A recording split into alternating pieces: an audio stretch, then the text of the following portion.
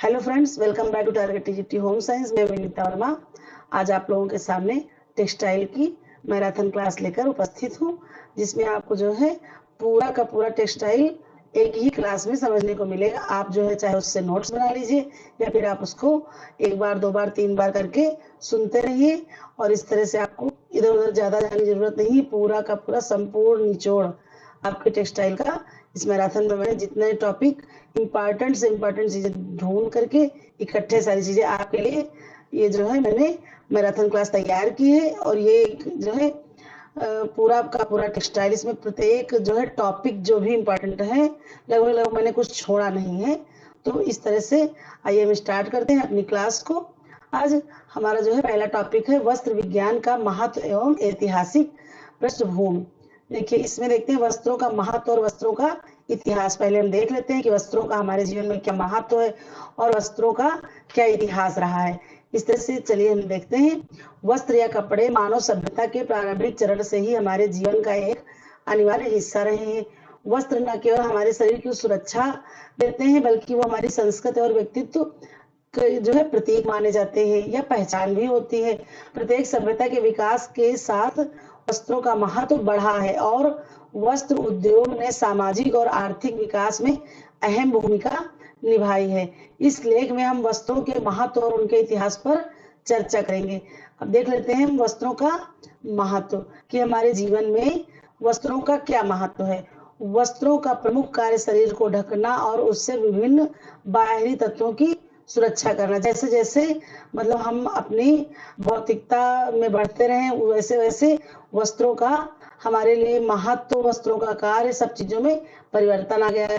जैसे देख लेते हैं, वस्त्र हमें ठंड, गर्मी, धूप और धूल जैसी प्राकृतिक आपदाओं से बचाते हैं, लेकिन वस्त्रों का महत्व केवल शारीरिक सुरक्षा तक ही नहीं सीमित है, बल्कि उनका सांस्कृतिक और सामाजिक महत्व भी हम देखेंगे। भाई कि देखिए जो है प्रत्येक समाज में और सांस्कृतिक उत्सव में उस हिसाब से भी वस्त्रों का महत्व है। संस्कृति और पहचान। वस्त्रों के माध्यम से एक व्यक्ति की सांस्कृतिक पहचान और सामाजिक स्थिति का प्रदर्शन होता है।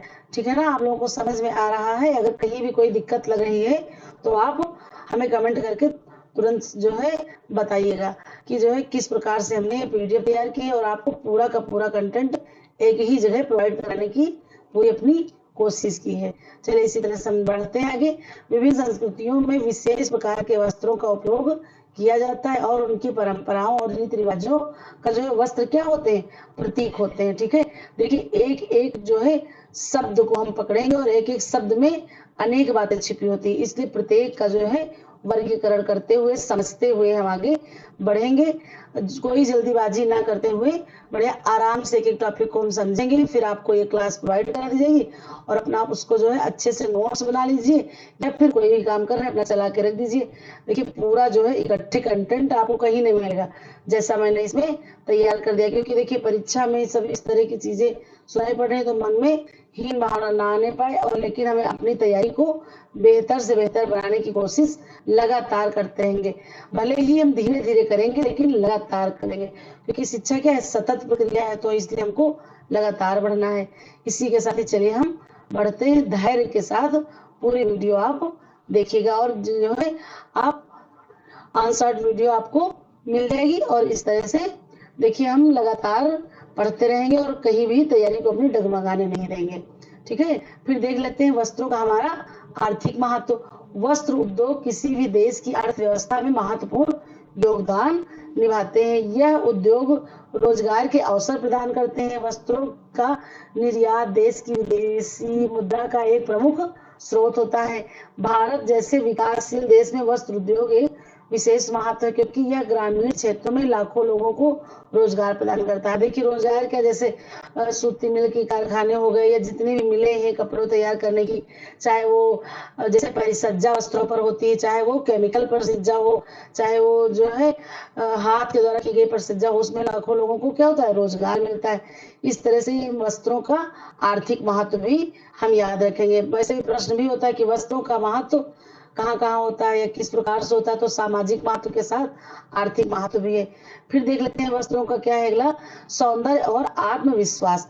वस्त्र व्यक्ति के व्यक्तित्व को संवारते हैं और सौंदर्य में वृद्धि करते हैं। अच्छे वस्त्र आत्मविश्वास को बढ़ावा देते हैं। देखिए हम कहीं भी जाते हैं, अगर वस्त्र हमारा जो है पूरा गेटअप अच्छा होता है तो हमको अपने आप में ही कंफर्ट महसूस होता है और थोड़ा सा हमारे अंदर एक ऊर्जा आ जाती है और अपने आप में लगता है कि हम कहीं पर बैठने के काबिल हैं।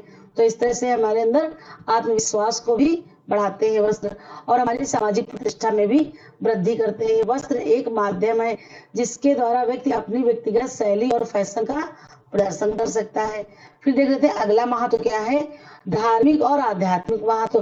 भाई वस्त्रों का धार्मिक और आध्यात्मिक महत्व भी बहुत ही महत्वपूर्ण है। ठीक है, देखिए आप लोगों को समझ में आ रहा है। कर्म जो है कई प्रकार से जो है हमारे वस्त्र के साथ साथ जुड़ जाते हैं। फिर ये कई धर्मों और संस्कृतियों में वस्त्रों का विशेष धार्मिक महत्व होता है। उदाहरण के लिए हिंदू धर्म में पवित्र वस्त्र पहनने की परंपरा है, जबकि ईसाई में पुरोहित विशेष प्रकार के वस्त्र पहनते हैं। जैसे हमारे यहाँ पीले रंग को शुभ माना जाता है, शादी विवाह के अवसर पर लाल रंग के वस्त्र, और जैसे इसमें ईसाई में हो गया कि सफेद वस्त्रों को धारण करना। इस प्रकार से रंग का भी वस्त्रों में बहुत प्रकार से महत्व जो है अपना अलग अलग महत्व होता है। वस्त्रों का धार्मिक और आध्यात्मिक महत्व समाज के नैतिक और सांस्कृतिक मूल्यों को भी दर्शाता है। ठीक है ना। फिर देखिए आगे बढ़ते हैं, वस्त्रों का इतिहास। तो देखिए हम देख लेते हैं वस्त्रों का इतिहास या फिर वस्त्रों की जो है सभ्यता किस प्रकार से आगे बढ़ी। वस्त्रों का इतिहास मानव सभ्यता के विकास के साथ जुड़ा है। प्रारंभिक मानव ने जानवरों की खाल का उपयोग अपने शरीर को ढकने के लिए किया। जैसे जैसे मानव ने कृषि और कुटीर उद्योगों का विकास किया, वस्त्र निर्माण की कला का विकास हुआ। ठीक है, फिर देख लेते हैं अगला है प्राचीन सभ्यताओं में वस्त्र। प्राचीन मिस्र, मेसोपोटामिया और हड़प्पा जैसी सभ्यताओं में वस्त्रों का विशेष महत्व था। मिस्र की सभ्यता में कपास और लिनन का उपयोग होता था।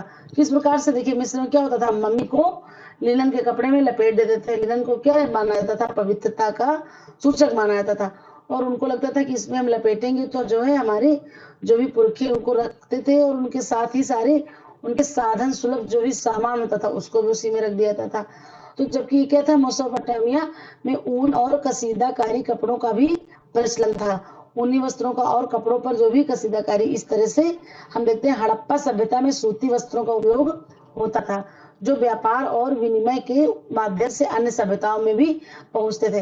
मतलब कि उनका सामान हमारे यहाँ और यहाँ का वहाँ, इस प्रकार से एक दूसरे के लेन देन आयात निर्यात से सभ्यताओं का विकास हुआ। अपनी सभ्यता और दूसरों की सभ्यता का हमने बढ़ावा दिया और ये जो है हड़प्पा मोहनजोदड़ो सभ्यता भी जो है वस्त्रों में बहुत ही महत्वपूर्ण है। फिर देखते हैं वस्त्रों का जो है इतिहास, हमारे यहाँ भारत में क्या इतिहास रहा है हम देख लेते हैं इसको भी एक नजर में। भारत में वस्त्र निर्माण की परंपरा प्राचीन काल से चली आ रही है। भारत विश्व में सूती वस्त्रों का सबसे पुराना उत्पादक देश रहा है। लेकिन देखिए यहाँ पर पॉइंट करने वाला है कि वो उत्पादक देश तो है, लेकिन अगर मान लीजिए आप सोचे कि मान लीजिए प्रश्न आ जाए कि सूती वस्त्र का सबसे बड़ा निर्यातक देश, तो आप सोचेंगे कि जब भारत में उत्पादन हो रहा है तो भारत ही निर्यात करेगा, लेकिन ऐसा नहीं है। वो उसमें नंबर हमारा तीसरा चौथा आ जाए, क्योंकि भारत में जितना ही उत्पादन होता है उतना ही हम लोग प्रयोग कर लेते हैं, इसलिए उतना मात्रा में हम निर्यात नहीं कर पाते। वैदिक काल में वस्त्र निर्माण और रंगाई की कला उन्नत थी। प्राचीन काल में भारतीय रेशम और सूती वस्त्रों का निर्यात विश्व में कई देशों में होता था। विशेष रूप से मसलिन कपड़ा जो बांग्लादेश की ढाका से उत्पादित होता था, यानी कि मसलिन कपड़ा यानी कि मलमल का कपड़ा होता था।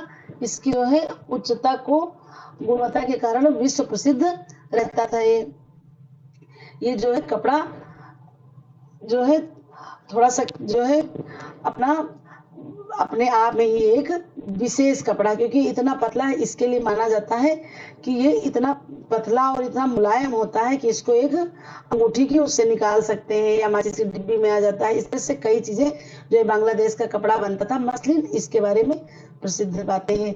फिर देख लेते हैं औद्योगिक क्रांति और वस्त्र उद्योग, यानी कि तात्पर्य है कि वस्त्रोद्योग में औद्योगिक क्रांति कैसे आई।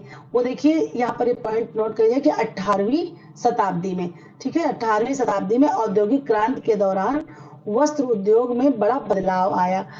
कपड़ा उत्पादन में मशीनों का उपयोग होने लगा। भाई जैसे जैसे जनसंख्या बढ़ती गई, हमारी डिमांड बढ़ती गई, तो हम हाथ से इतनी चीजों का उत्पादन नहीं कर सकते थे कि सब तक पहुंचा सके, इसलिए धीरे धीरे मशीनों का भी उपयोग होने लगा, जिससे वस्त्र निर्माण की प्रक्रिया तेज और सस्ती होने लगी। सस्ती क्या भाई, जितनी जल्दी काम हो जाएगा, वर्कर नहीं लगेंगे, मजदूर कम लगेगा, कम समय में कार्य होगा तो सस्ती हो जाएगी।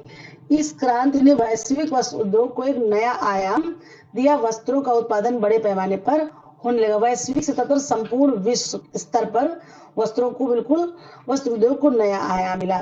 फिर देख लेते हैं आधुनिक वस्त्र उद्योग। आज की जो है क्या कंडीशन है उसके बारे में देख ले रहे हैं एक नजर में। आज वस्त्र उद्योग में तकनीकी विकास के कारण नई नई फैशन और डिजाइनों का उत्पादन हो रहा है। सिंथेटिक फाइबर जैसे नैलॉन, पॉलिएस्टर और रेयान का भी विकास हुआ है, जो प्राकृतिक फाइबर जैसे कपास, ऊन और रेशम के साथ प्रतिस्पर्धा कर रहे हैं। इसके साथ ही पर्यावरण संरक्षण के दृष्टिकोण से जैविक कपड़े और इको फ्रेंडली वस्त्रों को महत्व दिया गया।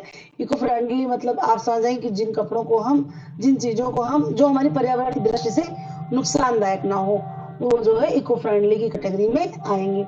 ठीक है सॉरी। फिर इसके बाद देखते हैं हम वस्त्रोपयोगी रेशों का परीक्षण, हमारा अगला टॉपिक होगा। यानी कि वो जो रेशे होते हैं उसका हम परीक्षण किस किस प्रकार से करेंगे, जैसे कि उनकी भौतिक, रासायनिक, है ना, टेक्सटाइल फाइबर्स की विशेषताएं हैं। विभिन्न प्रकार के जो हमारे प्राकृतिक सिंथेटिक फाइबर्स हैं या रेशे हैं, उनको हम भौतिक रूप से परीक्षण कैसे करेंगे, रासायनिक रूप से परीक्षण यांत्रिक गुणों पर निर्भर है। टेक्सटाइल फाइबर को उनकी संरचना, लचीलेपन, टिकाऊपन, रंग, क्षमता और अन्य गुणों के आधार पर परिभाषित किया जाता है। इन गुणों के आधार पर हम विभिन्न प्रकार के वस्त्रों का निर्माण व उपयोग कर सकते हैं। टेक्सटाइल फाइबर्स की मुख्य विशेषताएं हैं, देखिए अनेक प्रकार की विशेषताएं हैं और जो भी परीक्षण है। तो सबसे पहला हमारा परीक्षण क्या है, ताकत, स्ट्रेंथ, यानी कि रेशे का स्ट्रेंथ क्या है वो हम देख लेते हैं। फाइबर की ताकत का जो है एक क्या है, उसकी विशेषता है जो यह बताती है कि फाइबर कितना बल सहन कर सकता है ना, उसमें जो तन्यता या जो है प्रतिस्थता की शक्ति कितनी ज्यादा है। ताकत का माप भार प्रति यूनिट क्रॉस सेक्शनल एरिया में होता है।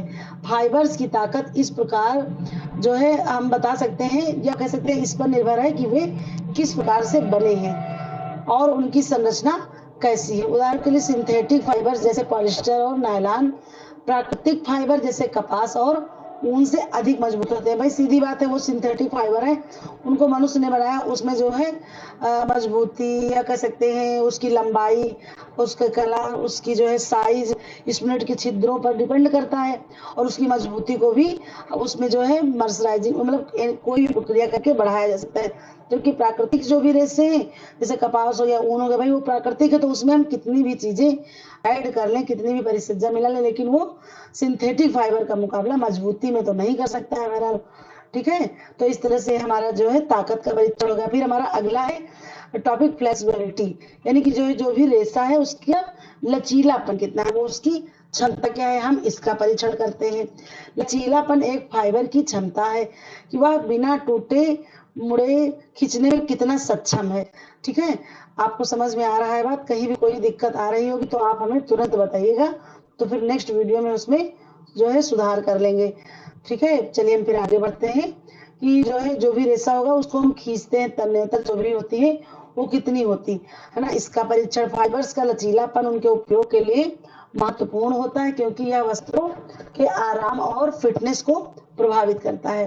ठीक है ना, प्राकृतिक फाइबर जैसे ऊन में उच्च लचीलापन होता है जिससे यह अधिक आरामदायक और टिकाऊ। जैसे देखिए आप कपड़ा आप रखिए 4-5 ठो, उसके बाद ऐसे ऐसे करके आप दबाइए, आप परीक्षण खुद ही कर लेंगे। देखिए वो अपनी जो है दबा दिए, छोड़ने पर कम्बल हो गया मुलायम, देखिए वो अपनी फिर अपनी जो है उसमें वापस लौटाते हैं, वो उसका क्या हो गया, लचीलापन हो गया ना। फिर इस तरह से हम जो है अपना देख लेते हैं उसकी लंबाई या लेंथ कैसी है, इसकी भी जांच करेंगे। टेक्सटाइल फाइबर्स की लंबाई का माप बहुत महत्वपूर्ण है क्योंकि यह धागे की गुणवत्ता और चिकनाई पर प्रभाव डालता है। लंबे फाइबर से बनाए गए धागे अधिक मजबूत और चिकने होते हैं।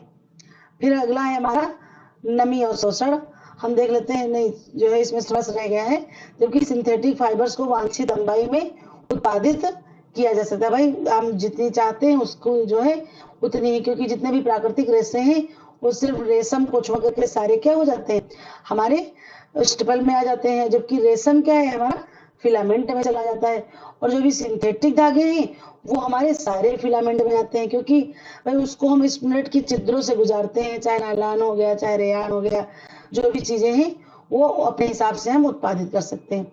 फिर अगला है हमारा लोच, इलेक्ट्रिसिटी।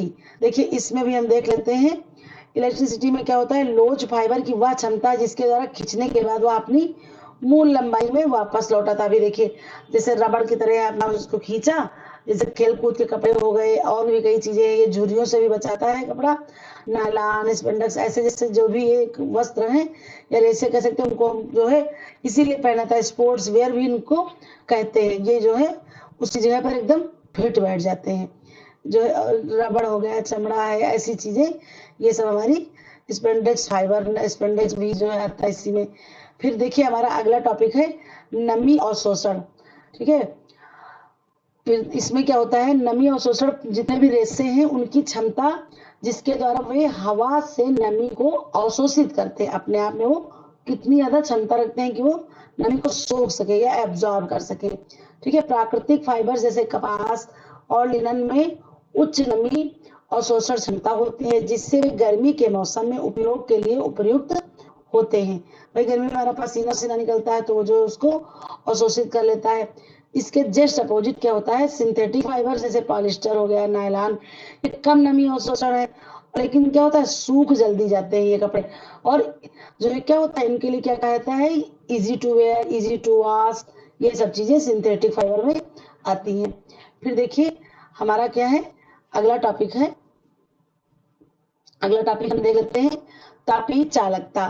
ठीक है, बिल्कुल एक मिनट। जो है तापीय चालकता में क्या होता है, तापीय चालकता फाइबर्स की क्षमता होती है जिससे वे गर्मी को पास कर सकते हैं। ठीक है, प्राकृतिक फाइबर्स जैसे ऊन को कम तापीय चालकता होती है जिससे यह सर्दी के मौसम में गर्म रखने के लिए उपयुक्त होते हैं। दूसरी ओर रेशम और पॉलिस्टर जैसे फाइबर्स में अधिक तापीय चालकता होती है जिससे कि गर्मी को जल्दी पास करते हैं और ठंडी को जो है, ठंडी का मौसम जो होता है उसके लिए वो उपयोगी हो जाते हैं। ठीक है ना, आई बात समझ में आप लोगों के। इस तरह से हम अपना जो है एक एक टॉपिक अच्छे से क्लियर करते जा रहे हैं, बिल्कुल आराम आराम से, कहीं भाई जो है कोई जल्दीबाजी नहीं करेंगे ताकि जो है हमारी मेहनत बेकार ना जाए। जितनी मेहनत से हमने पीडीएफ तैयार की उतनी मेहनत से आप लोग इसको पढ़िए, समझिए। आपको जो है बिल्कुल विश्वास के साथ मैं कहती हूँ कि जो है इससे प्रश्न हर हालत में आपको देखने को मिलेंगे, क्योंकि पूरा जो है टॉपिक हमने जो है एक एक टॉपिक पूरे ध्यान से तैयार किया है। ठीक है, फिर देख लेते हैं रासायनिक प्रतिरोध। फाइबर्स की रासायनिक प्रतिरोध क्षमता इस बात पर निर्भर करती है कि वे रासायनिक पदार्थों के संपर्क में आने पर कितना प्रभावित होते हैं। सिंथेटिक फाइबर जैसे पॉलिस्टर और नायलॉन विभिन्न रसायनों के प्रति अधिक प्रतिरोधी होते हैं, जबकि प्राकृतिक फाइबर जैसे कपास और ऊन रसायनों को अधिक प्रभावित कर देते हैं। ठीक है, रंग क्षमता, रंग क्षमता में देख लेते हैं। फाइबर्स की रंग क्षमता यह दर्शाती है कि वे कितनी अच्छी तरह से कर सकते हैं। ठीक है, प्राकृतिक फाइबर जैसे रेशम और कपास में उच्च रंग क्षमता जिससे ये आसानी से रंग लिए जाते हैं। इसके विपरीत सिंथेटिक फाइबर्स में रंग अवशोषण की क्षमता कम होती है, क्योंकि वो सोखने की क्षमता कम होती है, इसीलिए से वो रंग को भी कम अवशोषित कर पाते हैं और उन्हें रंगने के लिए विशेष प्रक्रियाओं का जो है, विशेष प्रकार की प्रोसेस को हमको करना पड़ता है। और जो भी प्राकृतिक रेशे होते हैं वो रंग को बहुत आसानी से ऑब्जॉर्व कर लेते हैं, तो उनमें रंग जल्दी चढ़ जाता है। फिर देख लेते हैं अगला है अग्नि प्रतिरोध। हम अग्नि के बारे में भी उसकी जांच कर लेते हैं अपने रेशे की। फाइबर्स की अग्नि प्रतिरोध क्षमता उनके तापमान के प्रति प्रक्रिया पर निर्भर करती है। ऊन और नायलॉन जैसी हमारी जितने भी आग प्रतिरोधी गुण होते हैं, जबकि कपास और रेशम जल्दी जल सकते हैं। इस गुण के आधार पर फाइबर्स का प्रयोग विशेष प्रकार के कपड़ों में किया जाता है, जैसे कि अग्निशामक और अन्य सुरक्षात्मक वस्त्रों से। इस प्रकार से हम चेक कर लेते हैं। आर्मी के वस्त्र और जितने भी उस तरह के वस्त्र हैं उनको इसी प्रकार से प्रक्रिया करके बनाया जाता है। फिर अगला है हम देख लेते हैं हमारा वजन परीक्षण या वेट परीक्षण कितना होता है। फाइबर्स का वजन इस बात पर निर्भर करता है कि वे कितनी मात्रा में सामग्री से बनते हैं। हल्के फाइबर्स जैसे पॉलिस्टर और नायलॉन का उपयोग हल्के वस्त्रों के निर्माण में किया जाता है, जबकि फाइबर्स जैसे ऊन और लिनन का उपयोग सर्दियों के वस्त्रों में किया जाता है। फिर अगला है हमारा वस्त्रोपयोगी रेशों का वर्गीकरण। तो इसको हम देख लेते हैं कि जो है हमारे रेशे का वर्गीकरण वस्त्रोपयोगी रेशों का क्या होता है। तो इस तरह से आगे हम बढ़ते हैं। रेशे व सूक्ष्म तंतु इनको वस्त्र निर्माण में किया जाता है और ये जो है लगभग मुख्य रूप से दो भागों में वर्गीकृत किया जाता है। और रेशे जो है प्राकृतिक रेशे और कृत्रिम रेशे। यह वर्गीकरण रेशों के आधार पर जो है किया जाता है। इनका विस्तार से हम अध्ययन कर लेते हैं।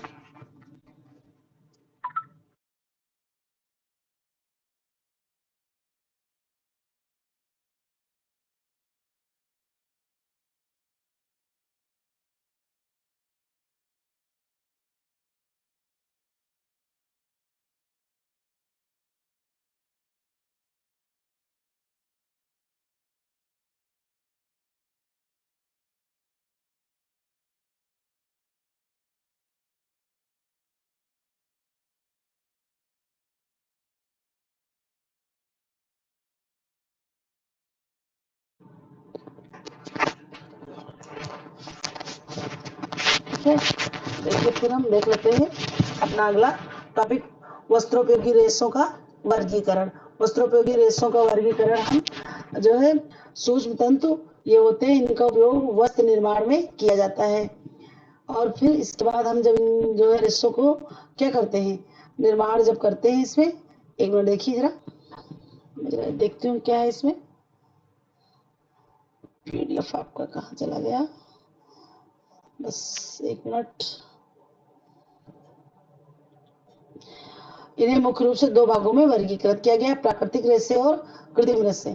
यह वर्गीकरण रेशों के स्रोत के आधार पर किया जाता है।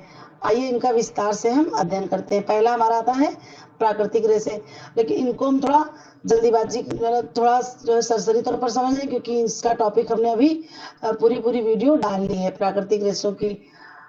उसकी हमने प्लेलिस्ट भी बना दी, आप उसमें भी देख लीजिएगा। बाकी नीचे के जो टॉपिक होंगे उनको हम जो है उनको हम पूरा विस्तार से एक एक शब्द समझेंगे। लेकिन प्राकृतिक रेशों में हमारा हो गया ये कपास, रेशम, ऐसे जो है इन चीजों को थोड़ा सरसरी तौर पर, वैसे तो पूरा हमने विस्तृत रूप से लिख ही दिया है। देख लेते हैं क्या है। प्राकृतिक रेशे वे रेशे हैं जो प्रकृति में उपलब्ध होते हैं, जैसे पौधे, जानवर या खनिज से प्राप्त होते हैं। इन्हें तीन मुख्य श्रेणियों में विभाजित किया गया है। पौधे से प्राप्त रेशे, एक मिनट देख सकते हैं। ये रेशे पौधे से प्राप्त होते हैं और इनमें मुख्य रूप से सेलुलोज पाया जाता है। उदाहरण के रूप में कपास सबसे महत्वपूर्ण रेशा है, जिसका उपयोग गर्मी के मौसम में अधिक होता है। यह मुलायम और सांस लेने के योग्य होता है। तात्पर्य है कि ये इसके अंदर जो है अवशोषण क्षमता होती है और ये पतला और हल्का होता है। फिर अगला है हमारा जूट। जूट एक मोटा और मजबूत रेशा है जो मुख्य रूप से बोरी और थैले बनाने के काम में आता है। ये जूट जो है वस्त्र उद्योग में जो है नहीं इसका प्रयोग किया जाता है। फिर अगला है अलसी या लिनन। अलसी के रेशे को लिनन के रूप में भी जाना जाता है, जिसका उपयोग हल्के और सुंदर वस्त्र बनाने में होता है। अगला है हमारा टॉपिक जानवरों से प्राप्त रेशे, एनिमल फाइबर्स। हम देख लेते हैं जानवरों के प्राप्त जो भी रेशे हैं, उनके शरीर से जो भी प्राप्त होते हैं बाल, उसके जो रेशे होते हैं वो प्रोटीन आधारित रेशे होते हैं, क्योंकि वो बालों से प्राप्त होते हैं और बालों में क्रेटिन नामक जो है प्रोटीन पाया जाता है, तो आप लोग जानते ही हैं। तो इस प्रकार से ये प्रोटीन आधारित रेशे हो गए। और ये रेशे बहुत ही मुलायम, गर्म और टिकाऊ होते हैं, यानी कि मजबूत होते हैं। इनमें प्रमुख रूप से शामिल है, क्या है पहला हमारा ऊन या ऊन। ये भेड़ की ऊन से प्राप्त होता है और शीतल कपड़ों के निर्माण में प्रयुक्त होता है। और भेड़ के साथ साथ जैसे बकरी हो गई, खरगोश, ऊंट, इस तरह से कई चीजें हैं। फिर अगला है हमारा रेशम या सिल्क। रेशम कीटों के लार्वा से प्राप्त होता है। बहुत ही चिकना, सुंदर और चमकदार होता है रेशा। ये रेशम जो है ये शहतूत के पेड़ पर जो है कीड़े पाले जाते हैं। उस रेशम के कीड़े का जो है रासायनिक नाम है, वैज्ञानिक नाम सॉरी, जो है बॉम्बेक्स मोरी है। और इस जो है कीड़े के द्वारा ये 4 प्रक्रियाओं में जैसे कि अंडा, लार्वा, प्यूपा और फिर जो है कीड़ा, इस तरह से ये जो है 4 प्रक्रियाओं से होकर गुजरता है। अंडा, लार्वा, प्यूपा और फिर कीड़ा, इस तरह से ये जो है इससे हम क्या करते हैं, रेशम के जो है रेशे को प्राप्त करते हैं। ये भी हमारा प्राकृतिक जगत में आएगा, लेकिन जानवरों जगत से प्राप्त। फिर अगला देख लेते हैं खनिजों से प्राप्त रेशे। इसमें देखिए सबसे पहले हमने स्टेबस इसीलिए डाल दिया है क्योंकि जब हमने पिछली वीडियो में रेशे के बारे में बताया था तो जो है खनिज रेशे जो भी थे उसमें हमारा सोना चांदी हुआ था, एस्बेस्टस छूट गया था, वो शायद पीडीएफ में मेंशन नहीं हो पाया था, इसलिए हमने एस्बेस्टस को जो स्पेशली डाल दिया है। और सोने और चांदी के बारे में आप हमारी पिछली वीडियो में पढ़ लीजिएगा। तो एस्बेस्टस या प्राकृतिक खनिज रेशा है जो गर्मी और आग के प्रतिरोध के लिए माना जाता है। इसका उपयोग औद्योगिक वस्त्रों में किया जाता है। औद्योगिक के जैसे कि मान लीजिए जैसे अब चंद्रयान पे ही जा रहे हैं, कोई लॉन्चिंग हो गई रॉकेट की या किसी भी चीज की चेकिंग हो गई, वैज्ञानिक लोग करते रहते हैं, इस तरह के उपयोगों में आग लगने पाए। ऐसे ही औद्योगिक क्षेत्रों में जो भी वर्कर काम करते हैं उन मिलों में, वो जो है इससे बने वस्त्र पहनते हैं। ठीक है, फिर अगला ये समझ में आ रहा है ना आप लोगों को? कहीं कोई दिक्कत अगर हो रही है तो आप हमको जरूर से जरूर बताइएगा, ताकि अगली जो है मैराथन क्लास हम आपकी लाएंगे जो है होम मैनेजमेंट की हो सकती है या फिर चाइल्ड डेवलपमेंट, इन्हीं दोनों में से कोई होगी। और अगर कोई भी कमेंट करके हमें अगर बता देगा तो हमें और ही ज्यादा अच्छा लगेगा, तो उस आधार पे अगली बार सुधार भी हो जाएगा। फिर देख लेते हैं कृत्रिम रेशे, है ना। कृत्रिम मतलब मैन मेड फाइबर्स हो जाएंगे ये कृत्रिम रेशे, क्योंकि इनको जो है मानव ने बनाया है। कृत्रिम रेशों का निर्माण रासायनिक प्रक्रियाओं के माध्यम से किया जाता है। इन्हें मुख्य रूप से 2 भागों में वर्गीकृत किया गया है, एक है अर्ध कृत्रिम और एक होता है पूर्ण कृत्रिम। ठीक है ना। फिर अर्ध कृत्रिम में देख लेते हैं सेमी सिंथेटिक फाइबर्स क्या होते हैं। ये रेशे प्राकृतिक तत्वों जैसे सेलुलोज से संश्लेषित किए जाते हैं। इसमें सबसे पहला उदाहरण हमारा आ जाता है रेयान का।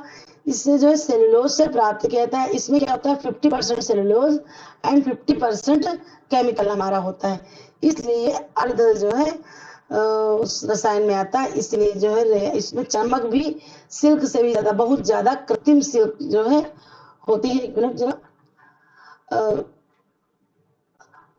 सेलुलोज से ये उदाहरण रेयान का है, इसमें जो है चमक बहुत ज्यादा होती है। फिर अगला है हमारा एसीटेट, यह भी सेलुलोज से निर्मित होता है और यह चमकदार एवं आकर्षक होता है। तो ये कितने हो गए, रेयान और एसीटेट क्या हो गया हमारे अर्ध में आ गए, अर्ध कृत्रिम में। फिर हम देख लेते हैं अगला हमारा है सिंथेटिक फाइबर्स या पूर्ण कृत्रिम। ये जो है पूरी तरह से कृत्रिम रेशे होते हैं या पूरी तरह से रसायनों पर आधारित होते हैं। देख लेते हैं हमारे कौन कौन से, इसमें पेट्रोलियम उत्पादों के अन्य रसायनों से संश्लेषित करके इनका निर्माण किया है। सबसे पहले आ जाएगा हमारा नायलॉन। यह पूर्ण कृत्रिम रेशा जिसे मजबूत और लचीले कपड़े बनाने के लिए विकसित किया गया है। विलियम कैरोथर्स ने इनका निर्माण किया था नायलॉन का। फिर देख लीजिए, और ये कुपरा नायलॉन, इस तरह से कई जो है नायलॉन है, सबका अलग अलग जो है क्लासिफिकेशन है, अलग अलग जो है। हम अपनी वीडियो में आगे एक अलग सा टॉपिक बना देंगे पूरे जो है रासायनिक रेशों का। फिर अगला है पॉलिएस्टर।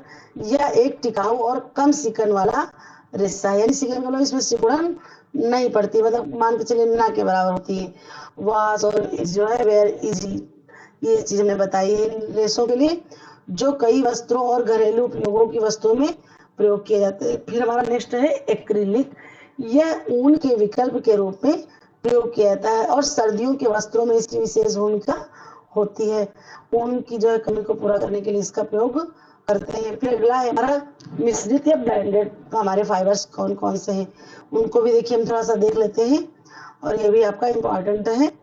यह रेशे प्राकृतिक और कृत्रिम रेशों को, मतलब कि 2 रेशों को आपस में मिलाकर बनाया जाता है ताकि दोनों प्रकार के रेशों के गुण का लाभ उठाया जा सके। फर्स्ट है हमारा टेरिकॉट। ये देखिए यहाँ पर इस तरह से प्रश्न बन सकता है कि टेरिकॉट किससे मिलकर बना है। जो है ना, तो कपास और पॉलिस्टर का ये मिश्रण होता है। लिख देंगे कि टेरिकॉट और पॉलिस्टर और नायलॉन और पॉलिस्टर ऐसे करके। तो ध्यान रखें कि कपास और पॉलिस्टर मिल करके टेरिकॉट बनता है। अगला टेरिउल, ऊन और पॉलिस्टर का मिश्रण है, ये सर्दियों में उपयोगी होता है। ठीक है ना। फिर अगला है हमारा, आप देख लेते हैं कपास। ये भी जो है प्राकृतिक जगत का रेशा है हमारा। कपास कटहल एक प्रमुख रेशेदार फल है। रेशेदार भी फल है और जो है बीजदार फल, क्योंकि ये बीजों से ही प्राप्त होता है, जो वस्त्र उद्योग में अत्यधिक उपयोग की जाती है। यह प्राकृतिक रेशा है जो कपास के पौधे से प्राप्त होता है और इसका जो है वैज्ञानिक नाम है गोप्रेसियम, है ना। कपास की खेती मुख्य रूप से जो है गर्म और शुष्क जलवायु में की जाती है। भारत विश्व के सबसे बड़े कपास उत्पादक राज्यों में जो देशों में एक है और यहाँ कपास की खेती प्रमुख रूप से महाराष्ट्र, गुजरात, जो है सीरियल आप लोग देख लीजिएगा एक मिनट, महाराष्ट्र, गुजरात, मध्य प्रदेश, तेलंगाना और राजस्थान जैसे राज्यों में की जाती है। इसकी विधिवत खेती की जाती है। फिर हम देख लेते हैं कपास के प्रकार। ठीक है ना। कपास के प्रकार में जो है आ जाएंगे कि ये कपास कितने प्रकार का हमारा होता है, ये देख लेते हैं हम एक मिनट। जो इसी कई प्रजातियां हैं जिनमें से जो कुछ मुख्य हैं, मुख्य जो है हमारी जो प्रजातियां हैं। पहला है हमारा अमेरिकन कपास। यह उच्च गुणवत्ता वाला और वस्त्र निर्माण में अधिक उपयोगी होता है। ठीक है ना। तो फिर देख लेते हैं, यह जो है वस्त्र निर्माण में अधिकतर उपयोग होता है। देसी कपास या भारतीय कपास है जो अपेक्षाकृत कम गुणवत्ता का होता है परंतु स्थानीय जरूरतों के लिए उपयोगी होता है। फिर है इजिप्शियन कपास। ये भी देख लेते हैं कि इजिप्टियन कपास जो है ये दुनिया के बेहतरीन कपासों में से एक है और इसकी रेशे की लंबाई व मुलायमता इसे खास बनाती है। देखिए, और एक कपास के लिए, कपास क्या वैसे तो हर रेशे के लिए जितने उसका जो है जलवायु उसके अकॉर्डिंग होगा, मतलब कहने का तात्पर्य है कि जैसे उसके अनुकूल होगा उसका रेशा उतना ही मजबूत, उतना ही लंबा, उस अकॉर्डिंग उसका रेशा होगा। देखिए, कपास की खेती के लिए गहरी काली मिट्टी जो है उस जलवायु मिट्टी इस तरह की चीजें उपयुक्त होती है। इस फसल को नियमित सिंचाई वाले और उचित देखभाल की भी आवश्यकता होती है। कपास के पौधे की अच्छी धूप और कम आर्द्रता मौसम की जरूरत होती है। बुवाई का इसका समय क्या होता है, जलवायु के अनुसार अलग अलग होता है, यानी कि जैसे कि जहाँ की जलवायु जिस प्रकार होगी उस मौसम में, मान लीजिए जून जुलाई में हमारे यहाँ है सामान्यतः जून से जुलाई, तो कहीं अगर ठंडी का प्रदेश है तो जून जुलाई में अगर इतनी गर्मी नहीं पड़ रही तो वहां पर उसका टाइमिंग बदल जाएगा। और जून और जुलाई के बीच में बुआई होती है, अक्टूबर से दिसंबर तक की कटाई इसकी की जाती है। ठीक है ना, समझ में आ रहा है आप लोगों को। फिर अगला कपास के उपयोग देख लेते हैं। कपास का क्या क्या उपयोग है। कपास का उपयोग मुख्य रूप से वस्त्र निर्माण में किया जाता है। इसके रेशे से सूती कपड़े बनाए जाते हैं जो मुलायम और श्वसनशील और आरामदायक होते हैं। श्वसनशील का मतलब यही है कि उनके अंदर से आवागमन हवा का होता रहता है। इससे क्या होता है, कपास के क्या क्या बनाया जाता है तो देख लेते हैं हम। बिस्तर, पर्दे, तौलिया और धागे भी बनाए जाते हैं। कपास के बीज से तेल भी निकाला जाता है जिससे खाद्य तेल के रूप में उपयोग किया जाता है। कपास के अवशेष से पशु चारा और खाद्य बनाया जाता है। एक मिनट। कपास का सामाजिक आर्थिक महत्व हम देख लेते हैं। सामाजिक और आर्थिक महत्व। भारत में कपास उत्पादन ने लाखों किसानों को रोजगार प्रदान किया है। वस्त्र उद्योग में कपास की बढ़ती मांग ने ग्रामीण अर्थव्यवस्था को मजबूती प्रदान की है। कपास की फसल देश की आर्थिक व्यवस्था में महत्वपूर्ण भूमिका निभाती है क्योंकि यह निर्यात का प्रमुख साधन है। फिर देख लेते हैं अगला, चुनौतियां और संरक्षण।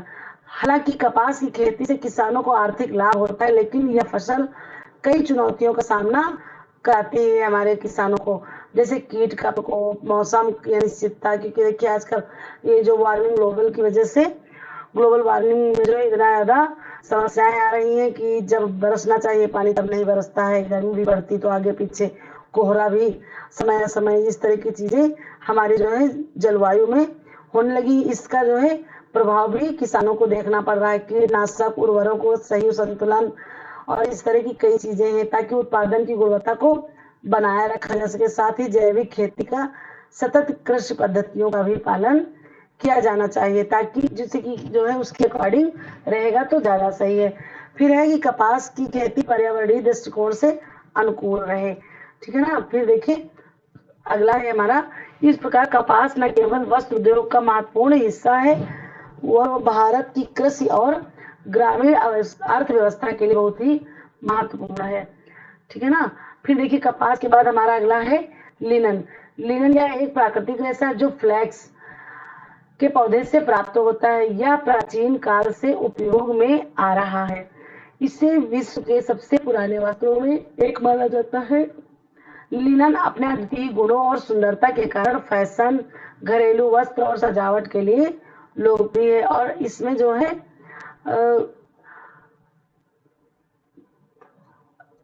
पानी की जो है क्षमता बहुत ही ज्यादा कपास से भी ज्यादा होती है। कपड़ा विशेष रूप से अपनी मजबूती, शीतलता और लंबे समय तक टिकने वाले गुणों के लिए यह कपड़ा जाना जाता है।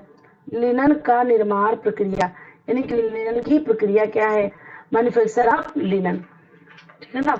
फिर देख लेते हैं लिनन कपड़े को फ्लैक्स पौधे से बनाया जाता है। फ्लैक्स का पौधा एक वर्षीय पौधा है। ये जो है पॉइंट नोट करने वाली चीज है कि जो है ये एक वर्षीय पौधा है जिसकी खेती मुख्य रूप से ठंडे और समशीतोष्ण क्षेत्र में की जाती है। पौधे से तंतु निकालने की प्रक्रिया के कई चरण हैं। ये चरण हम इसमें भी देख लेंगे और यही चरण हमारे कपास में भी होते हैं। पहला है हमारा कपास की खेती। फ्लैक्स पौधा जमीन में बोया जाता है और लगभग 100 दिनों में परिपक्व हो जाता है। जब पौधा तैयार हो जाता है तब इसे जड़ सहित खींचा जाता है जिससे तंतु अधिक मजबूत होता है, ठीक है ना। फिर इस प्रकार से जब जो है हम देख लेते हैं रेटिंग। अगली हमारी रेटिंग की प्रक्रिया क्या है ना, तब इसे जड़ सहित खींच करके हम मजबूत बना लेते हैं, है ना। इस तरह से आप जो है देख लीजिएगा कि हमारे चैनल पर आपको बेहतरीन से बेहतरीन कंटेंट प्रोवाइड कराने की अब हम अपनी जो है कोशिश में है। और हमारी अपनी प्लेलिस्ट भी हम बना देंगे आप लोगों को, जिससे आपको कहीं भी इधर उधर जाने की जरूरत नहीं है, ठीक है ना। और इस पूरा टेक्सटाइल अपना हम जब कोशिश करके समाप्त कर लेंगे, फिर हम अपनी जो जिस प्रकार से ऐप पर पढ़ाया जाता है उसी अकॉर्डिंग हम आपको पूरी चीजें कंटेंट जो है जो आपको प्रोवाइड कराएंगे, जिसका कोई चार्ज नहीं है, कोई फीस नहीं है। और मेरा ना ही किसी से कंपटीशन है, सिर्फ मेरा आप लोगों को बहुत अच्छे से अच्छा कंटेंट प्रोवाइड कराना ही मकसद है। अगर आप लोगों को अच्छा लग रहा है तो प्लीज चैनल को क्या करिए, लाइक, सब्सक्राइब और शेयर करिए। और एक बार आप भरोसा मेरे ऊपर जताइए और आपके जो है भरोसे को कायम रखने का काम हमारा है। उस पर हम खड़े उतरने का जो है प्रयास करेंगे और प्रैक्टिस सेट आपको हम देते रहेंगे। और हर संडे हमारा मॉडल पेपर 125 प्रश्न का भी जो है मिलता रहेगा और ये सारी वीडियो आपको प्लेलिस्ट में मिलती रहेंगी। फिर देख लेते हैं अगला है रेटिंग। फ्लैक्स के तंतु को पौधों से अलग करने के लिए रेटिंग का मतलब होता है गलाना, ठीक है ना। तो जो है उस कर लेंगे हम भिगो करके, इसे रेटिंग कहा जाता है। जिससे पौधे की बाहरी परत नरम होकर जो बाहर की लेयर होती है वो छिलका टाइप का वो क्या होता है छिल जाता है और अंदर के रेशे हमको जो है प्राप्त हो जाते हैं। फिर है स्कर्टिंग और हैकलिंग। हैकलिंग का मतलब होता है टांग देना, है ना। रेटिंग के बाद जो स्कर्टिंग प्रक्रिया में क्या हम करते हैं, तंतुओं को अलग किया जाता है। और हैकलिंग प्रक्रिया इन तंतुओं को कंघी के द्वारा साफ करके लटकाया जाता है, फिर उसको कंघी के द्वारा साफ करते हैं। इससे शुद्ध लिनन हमको प्राप्त हो जाता है। फिर अगला स्पिनिंग यानी कि कताई। शुद्ध तंतुओं को फिर काता जाता है जिसे स्पिनिंग कहते हैं। स्पिनिंग के बाद ये तंतु बुनाई के लिए तैयार हो जाते हैं। फिर देख लेते हैं अगला हमारा क्या है, बुनाई। लिनन के तंतुओं को विशेष प्रकार के करघों पर बुना जाता है जिससे सुंदर, मुलायम और मजबूत कपड़ा तैयार होता है। बुनाई के बाद इसे रंगा जाता है या बिना रंगे भी उपयोग में लाया जाता है। अब देख लेते हैं लिनन के गुण। मजबूती। लिनन की तंतु काफी मजबूत होते हैं। या अन्य प्राकृतिक कपड़ों की तुलना में अधिक समय तक चलती है और ये जो है इसमें नमी और शोषकता भी अत्यधिक होती है। देखिए अभी नीचे हैवी, फिर शालीनता, लिनन कपड़ा शीतल होता है। इसी तरह से एक एक जो है हमारे लिए हर लाइन महत्वपूर्ण है, हम किसी भी लाइन को अनदेखा नहीं कर सकते। क्योंकि देखिए आप अगर मान लीजिए आप अपने दिमाग से सोचिए, अगर आपको कोई एक 4-5 पेज का टॉपिक दे दिया जाए, 10 लोग बैठे हैं तो उस टॉपिक से 10 लोग अलग अलग तरह के प्रश्न बनाएंगे, लगभग तो होगा, लेकिन सबके प्रश्न मैच नहीं करेंगे, लेकिन वो प्रश्न उस थ्योरी से मैच करेंगे जो थ्योरी हमारी होती है ना। ठीक है, तो इस तरह से हम सिर्फ प्रश्नों की प्रैक्टिस करते रहेंगे तो हमारा पूरी तरह से कंप्लीट नहीं हो पाएगा, पूरी तरह कहीं ना कहीं हमारा कुछ ना कुछ तो छूट ही जाएगा। लेकिन अगर हमारा बेस मजबूत है, हमारी थ्योरी मजबूत है, तो उस थ्योरी को जो है हम क्या करेंगे, पूरा पढ़ लेंगे तो प्रश्न कहीं से भी आता है तो हमें कोई दिक्कत नहीं होगी। फिर देख लेते हैं ये शीतलता के लिए क्या होता है। लिनन कपड़ा हमारा क्या बनाता है, शीतल होता है और ये गर्मियों को अधिक ही ठंड प्रदान करता है और ये जल्दी सूख जाता है। हल्का और पतला होने के कारण शरीर से नमी और शोषित करता है। फिर है जल शोषण, लिनन में नमी को सोखने की अद्भुत क्षमता होती है। यह पसीना आसानी से सोख लेता है, जिससे इसे तौलिया, नाइटपिन और बिस्तर के लिए भी उपयोग किया जाता है। खराबी रहित, लिनन कपड़ा फंगस और बैक्टीरिया के प्रति प्रतिरोधी होता है, जिससे इसकी देखभाल और रखरखाव आसान होता है, यानी कि इसमें नहीं लगता है। फिर अगला शुद्धता, यह कपड़ा पूरी तरह से प्राकृतिक है, जिसके कारण यह पर्यावरण के अनुकूल माना जाता है। लिनन बायोडिग्रेडेबल भी होता है, जिससे इसका पर्यावरण पर कम ही प्रभाव पड़ता है। फिर देख लेते हैं जो है लिनन का उपयोग। लिनन का उपयोग हम देख लेते हैं। लिनन का उपयोग मुख्य रूप से कपड़ों और घरेलू वस्त्रों के रूप में प्रयोग किया जाता है। लिनन से वस्त्र जो है बनते हैं, कौन कौन से देख लेते हैं। Shirt, sari, kurta, blouse, pant के रूप में जो है आदि चीजें बनाई जाती है। इसके अलावा लिनन का उपयोग बिस्तर की चादरें, तकिया की कवर, मेजपोश बनाने में भी किया जाता है। इसके कपड़े की मुलायमता और शीतलता के कारण यह सजावट के लिए भी उपयुक्त माना जाता है। फिर देखते हैं लिनन की देखभाल। लिनन की देखभाल जो है सरल है, इसको जो है कुछ खास निर्देश होते हैं। इसे हल्का गर्म पानी से जो है 1 मिनट धोना चाहिए और धूप में सुखाना चाहिए। देखिए हल्का गर्म पानी लिनन के लिए प्रयोग किया जाता है, गर्म पानी हम ध्यान रखेंगे। सुखाना चाहिए, इससे इसका रंग फीका पड़ सकता है। लिनन को हल्की इस्त्री जो है या हल्की प्रेस किया जा सकता है, लेकिन इसे सीधे धूप में रखने से बचना चाहिए। फिर देख लेते हैं हमारा है अगला रेशम, यानी कि जानवरों या प्राणी जगत से प्राप्त होने वाले रेशम में आता है पहला हमारा रेशम का नाम। यह एक प्राकृतिक रेशा है जो रेशम के कीड़े द्वारा निर्मित होता है। यह अपने सौंदर्य, चमक और कोमलता के कारण अपना एक विशेष स्थान वस्त्रोद्योग में रखता है। रेशम का उत्पादन मुख्य रूप से शहतूत रेशम के कीड़े द्वारा किया जाता है, जो शहतूत के पत्तों का सेवन करके रेशम के धागे बनाते हैं। रेशम की खेती में रेशम उत्पादन या सेरीकल्चर भी कहा जाता है, जो विशेष रूप से भारत, चीन और थाईलैंड जैसे देशों में प्रचलित है। रेशम की उत्पत्ति और इसके उपयोग का इतिहास हजारों साल पुराना है। चीन की रेशम उत्पादन की जन्मभूमि चीन को हम मानते हैं। इसका प्राचीन व्यापार रेशम मार्ग के माध्यम से यूरोप और एशिया तक फैला हुआ था। रेशम कई प्रकार के होते हैं, जैसे हम देख लेते हैं रेशम के प्रकार। पहला है शहतूत रेशम, यह प्रसिद्ध और उच्च गुणवत्ता वाला रेशम है जो शहतूत के कीड़ों द्वारा बनाया जाता है। तसर रेशम देख लेते हैं, यह जंगली रेशम है। इसका उत्पादन मुख्य रूप से जंगलों में पाया जाता है, कीड़ों से ये होता है। फिर है एरी रेशम, यह रेशम भी जंगली कीड़ों से प्राप्त होता है और इसे अक्सर स्थानीय रूप से उपयोग किया जाता है। मूंगा रेशम, यह असम क्षेत्र में पाया जाता है और एक खास प्रकार का रेशम है जो अपनी अनूठी सुनहरी चमक के लिए जाना जाता है। मूंगा रेशम रेशम उत्पादन के चरणों में मुख्य रूप से शहतूत की खेती, कीट पालन, रेशमी धागों के उत्पादन की प्रक्रिया और रेशम धागों की बुनाई शामिल है। रेशम के कीड़ों को कोकून बनाने के बाद कोकून के धागे से निकाला जाता है, जिससे विभिन्न प्रकार के माध्यम से वस्त्रों में परिवर्तित किया जाता है। फिर रेशम के वस्त्र महंगे होते हैं क्योंकि उनकी उत्पादकता और उसकी जो प्रक्रिया होती है वो बहुत ही जटिल होती है और समय लेने वाली भी होती है। फिर जो है इसमें हम कपड़ों को जो है क्या करते हैं, बहुत ही सुंदर विशिष्ट तो होते हैं, लेकिन इनका जो है बहुत ही आकर्षक बनाया जाता है। फिर देखते हैं रेशम के गुणों में मुलायमता, रेशम का जो है सुखद और ये खास बना देती है। फिर हम देख लेते हैं मजबूती, हमारी जो रेशम है इसकी मजबूती भी हम देख लेते हैं कि क्या है, और फिर इसे टिकाऊ बनाया जाता है।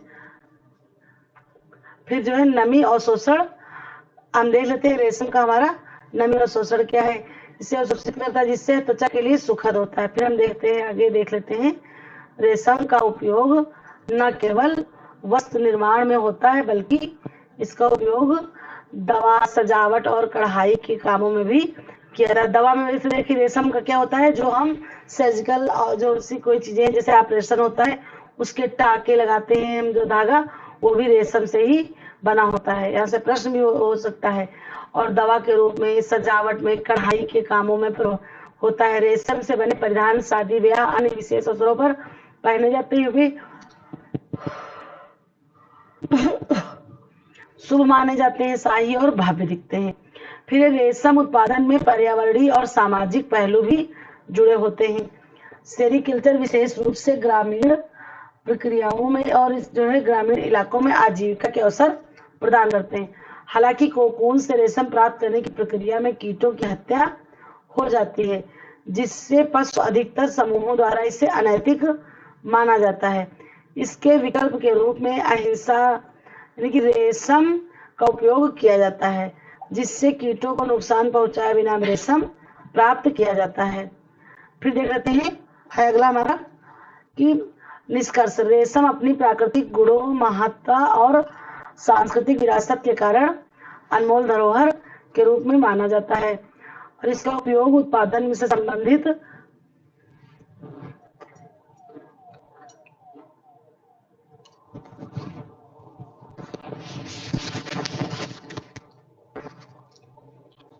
जिससे कीटों को नुकसान पहुंचाए बिना ही हम रेशम प्राप्त कर लेते हैं। फिर देखते हैं निष्कर्षता, रेशम अपनी प्राकृतिक गुणों, महत्व, सांस्कृतिक विरासत के कारण एक अनमोल धरोहर है। इसका उपयोग और उत्पादन से संबंधित उपयोग, विक्रेता और उद्योग ग्रामीण विकास, रोजगार सृजन और आर्थिक प्रगति में महत्वपूर्ण भूमिका निभाते हैं। फिर देखते हैं जूट। जूट एक महत्वपूर्ण प्राकृतिक रेशा है। जूट जिसे स्वर्ण रेशा, गोल्डन फाइबर, और इसको जो है ये पीला सोना भी कहा जाता है, और जो है पीला सोना और जो है कपास को सफेद सोना के नाम, सफेद सोना भी कहते हैं। जूट जिसे स्वर्ण रेशा के नाम से भी जाना जाता है, एक महत्वपूर्ण रेशा है। ये प्राकृतिक जो भारतीय उपमहाद्वीपों से कुछ हिस्सों में प्रमुख रूप से उपयोग में लाया जाता है। यह रेशा मुख्य रूप से बांग्लादेश, पश्चिम बंगाल, असम और बिहार जैसे क्षेत्रों में उगाया जाता है। जूट का पौधा 10-12 फीट लंबा होता है, यानी कि इसके पौधे की लंबाई कितनी होती है, 10 से 12 फीट, और इसके तने से रेशा प्राप्त किया जाता है।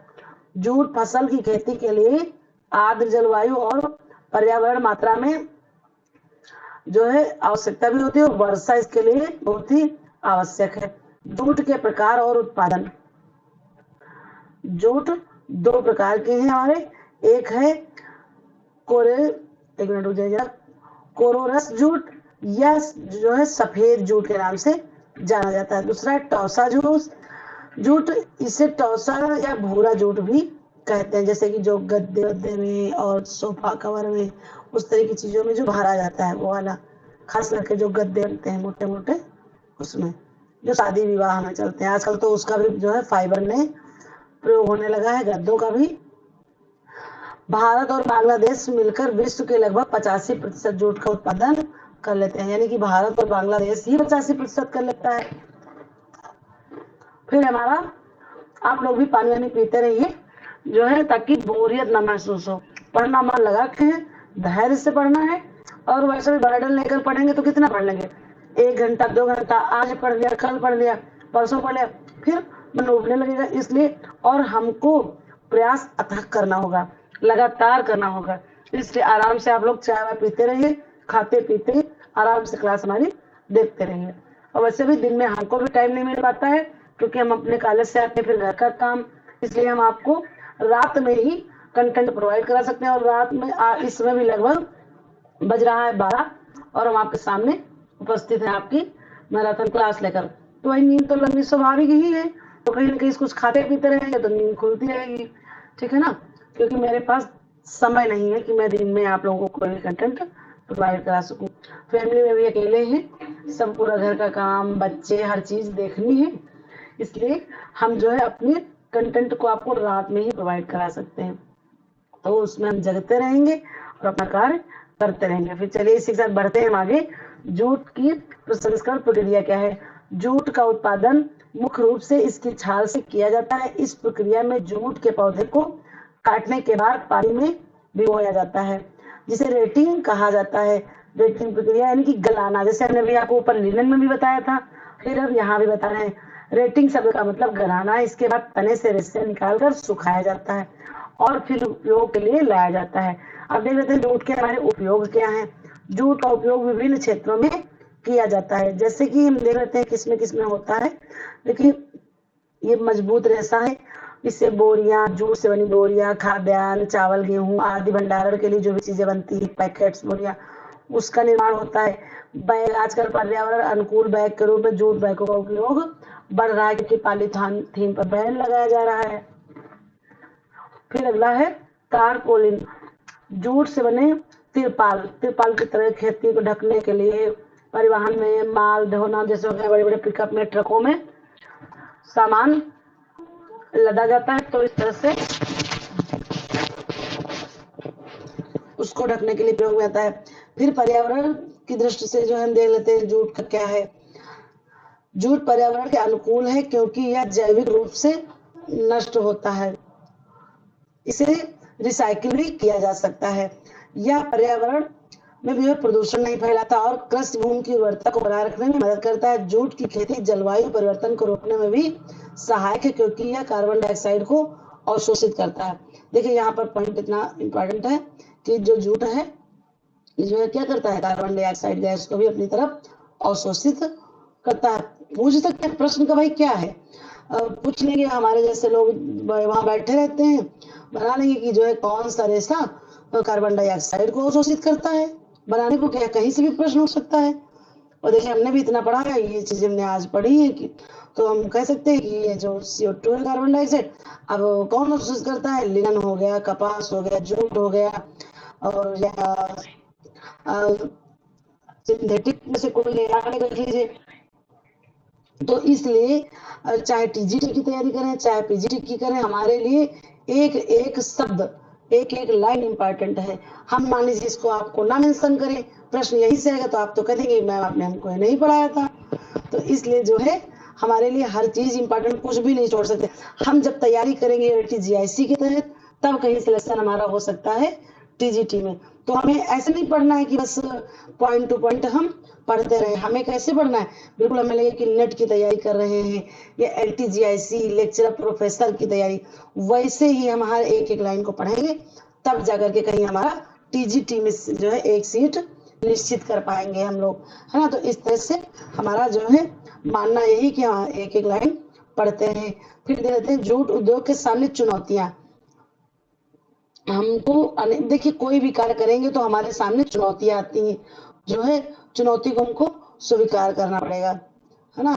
तो देख लेते हैं कि कैसी चुनौतियां। प्रतिस्पर्धा यानी कि कंपटीशन। प्लास्टिक और सिंथेटिक रेशों के उपयोग से जूट की मांग थोड़ा बहुत कम हो गई। जैसे हमने अभी बताया गद्दे में भरा जाता है जूट, और जो है आजकल जो है प्लास्टिक का या जो है इस तरह से जो चीजें सामने आ रही, तो इससे प्राकृतिक चीजों का धीरे धीरे डिमांड कम हो गई। आधुनिक प्रौद्योगिकी का अभाव। जूट की प्रसंस्करण और उत्पादन की आधुनिक तकनीक का अभाव है, इससे इसके उत्पादन में कमी हो रही। वित्तीय संकट जूट किसानों को उद्योग को सरकार से पर्याप्त वित्तीय सहायता नहीं मिलती, जिससे यह उद्योग संकट में। इसलिए जो है माननीय मुख्यमंत्री प्रधानमंत्री जी ने 500 एक्ट एक चलाया है जूट के किसानों के लिए। सॉरी 500 एक्ट नहीं है, शायद यहाँ नाम नहीं आ रहा, पाट मित्रों जो है 500 एक्ट की दूसरी चीज जाएगी, वो आपको हम जो है दिखाते हैं ये क्या चीज है। और 500 एक्ट तो जो है हमारा ये बाल शोषण का है, सॉरी वो निकल गया था। जो है पाट मित्रों जो है ये देख रहे थे किसानों को क्या हुआ, किसानों को इससे बहुत ही ज्यादा सहायता। देखिए जरा खोले ले रहे हैं, आपको दिखाई दे रहे हैं, एक मिनट, कि कहां से सरकार ने जो है जूट किसानों के लिए बहुत ही ज्यादा इससे हेल्प मिल रही है। पाट मित्रों ये हमारा खुल रहा है, बस एक मिनट आप इंतजार करिए, क्योंकि देखिए डूइंग विद लर्निंग, हम देख करेंगे सीखेंगे, करके सीखेंगे, फिर देख कर सीखेंगे, है ना। तो आप जब देख लेंगे तो इस तरह से एक एप्लीकेशन है हमारा, ये जो है संसाधन मंत्रालय के द्वारा जो है चलाया गया है। ये देख लीजिए, वस्त्र मंत्रालय ने जूट किसानों की सुविधा के लिए पाट मित्रों करके ये ऐप लॉन्च किया है।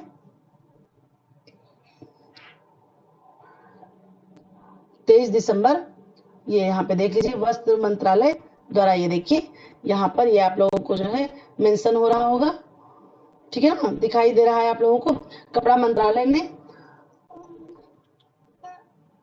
जो है पाट मित्रों ऐप लॉन्च किया जो जूट किसानों के लिए महत्वपूर्ण है, और जो है इसके लिए जो न्यूनतम समर्थन मूल्य है, कृषि संबंधी जानकारी प्रदान करती है, ये सब चीजें हैं। ये जो है मोबाइल एप्लीकेशन पर पेश किया गया है। भारतीय जूट निगम लिमिटेड द्वारा विकसित यह एप्लीकेशन जूट किसानों को न्यूनतम समर्थन और कृषि विज्ञान के बारे में आवश्यक जानकारी प्रदान करने की दिशा में एक महत्वपूर्ण कदम है, ठीक है ना। ये देखिए ये जो बैठक है, और पाट मित्रों ये ऐप है, ये पाट मित्रों का जो है ये ऐप है, ठीक है ना।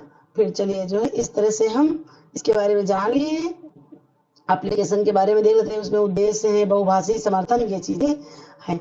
फिर देखिए क्या है हमारा अगला टॉपिक है ऊन और बाल, यानी कि प्रोटीन जगत से हम कह सकते हैं, या जानवर जगत से, क्योंकि जंतुओं से प्राप्त होते हैं बाल, और उसमें हमने रेशम को पढ़ लिया है। रेशम के बाद बारी आती है ऊन की। ऊन एक प्राकृतिक प्रोटीन आधारित रेशा है जो भेड़ों से ऊन प्राप्त होता है। यह मुख्य रूप से केराटिन नामक प्रोटीन से बना है। मैंने कि देखिए हमारे नाखूनों में और बालों में केराटिन प्रोटीन पाई जाती है, और ये सीधी स्वाभाविक सी बात है कि जब हमारा ऊन बालों से बनता है या बालों के रेशे से, तो उसमें भी केराटिन प्रोटीन ही पाई जाएगी। फिर ऊन के रेशे प्राकृतिक रूप से नमी बनाए रखने की क्षमता होती है, जो इसे उष्मारोधक बनाता है, और सर्दी लगने से भी हमारे शरीर को बचा लेता है। फिर ऊन के गुण हम देख लेते हैं। ऊन का अच्छा संचार, ऊन का प्राकृतिक संरचना इसे गर्म रखने के गुण प्रदान करती है। इसका उपयोग सर्दियों में ऊनी कपड़े और रजाई बनाने के लिए किया जाता है। फिर है जल अवशोषण क्षमता, ऊन में जल को अवशोषित करने की अच्छी क्षमता होती है, जो कि इसे नमी को नियंत्रित करने में सहायक है। फिर अगला लोच और निरंतरता, ऊन का रेशा लचीला होता है और यह आसानी से खींच सकता है। यह इसे नरम और आरामदायक बनाता है, जो कि एक कपड़े के लिए आवश्यक गुण है।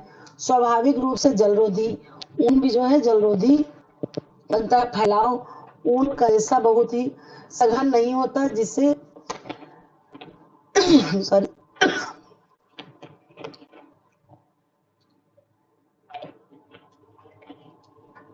उनके प्रकार हम देख लेते हैं। मेरिनो ऊन, जिसे जो है इसे दुनिया का सबसे उत्तम ऊन माना गया है, कि मेरिनो प्रजाति की भेड़ है, उससे प्राप्त ऊन को सबसे उत्तम माना गया है। यह अत्यधिक मुलायम और हल्का होता है, बहुत ही यानी कि उच्च किस्म का होता है हम कह सकते हैं, और ये बहुत ही महंगा भी होता है।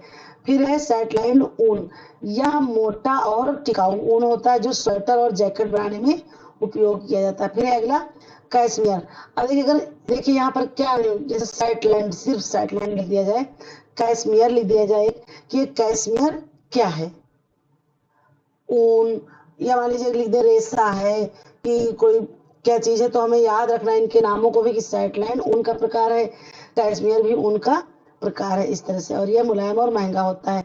फिर बाल, बाल भी केराटिन से बने होते हैं और स्तनधारी प्राणियों के शरीर पर पाए जाते हैं। बालों का मुख्य कार्य शरीर की सतह को बाहरी पर्यावरण से बचाना और सजावट के रूप में भी प्रयोग होता है। मानव बाल सौंदर्य और स्वास्थ्य की दृष्टिकोण से अत्यधिक महत्वपूर्ण है।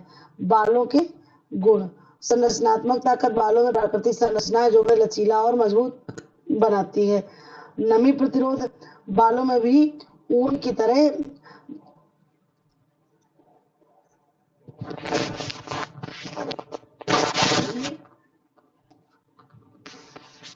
नमी से बचाने में सहायक होते हैं, है ना। और फिर क्या है, एक मिनट जरा,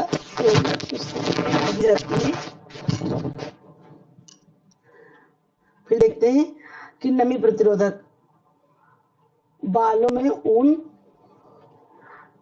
जो है बहुत ही ज्यादा नमी प्रतिरोधक लिए होता है, यानी कि जो है नमी को जो है बहुत ही ज्यादा अवशोषित करता है, वो सोख लेता है नमी को, ठीक है ना।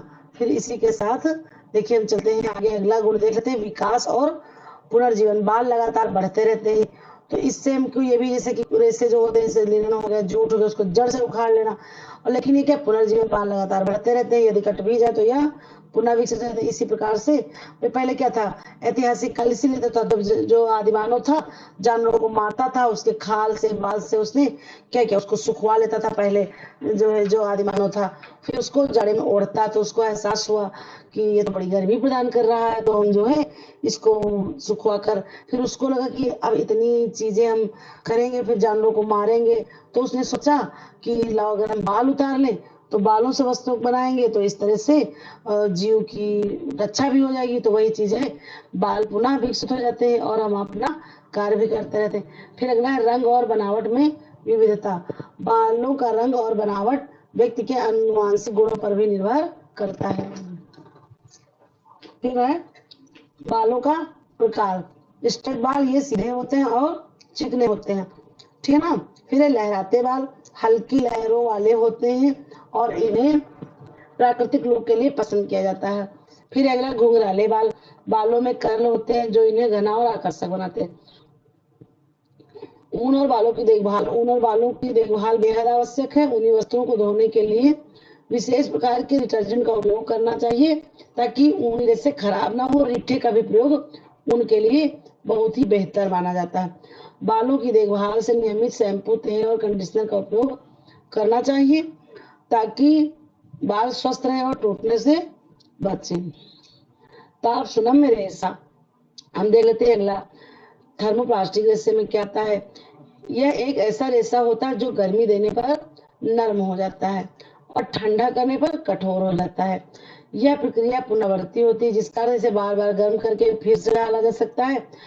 यह गुण ताप सुनम्यता कहलाता है, जो रेशे को विभिन्न आकार वस्त्रों में परिवर्तित करने की सुविधा प्रदान करता है।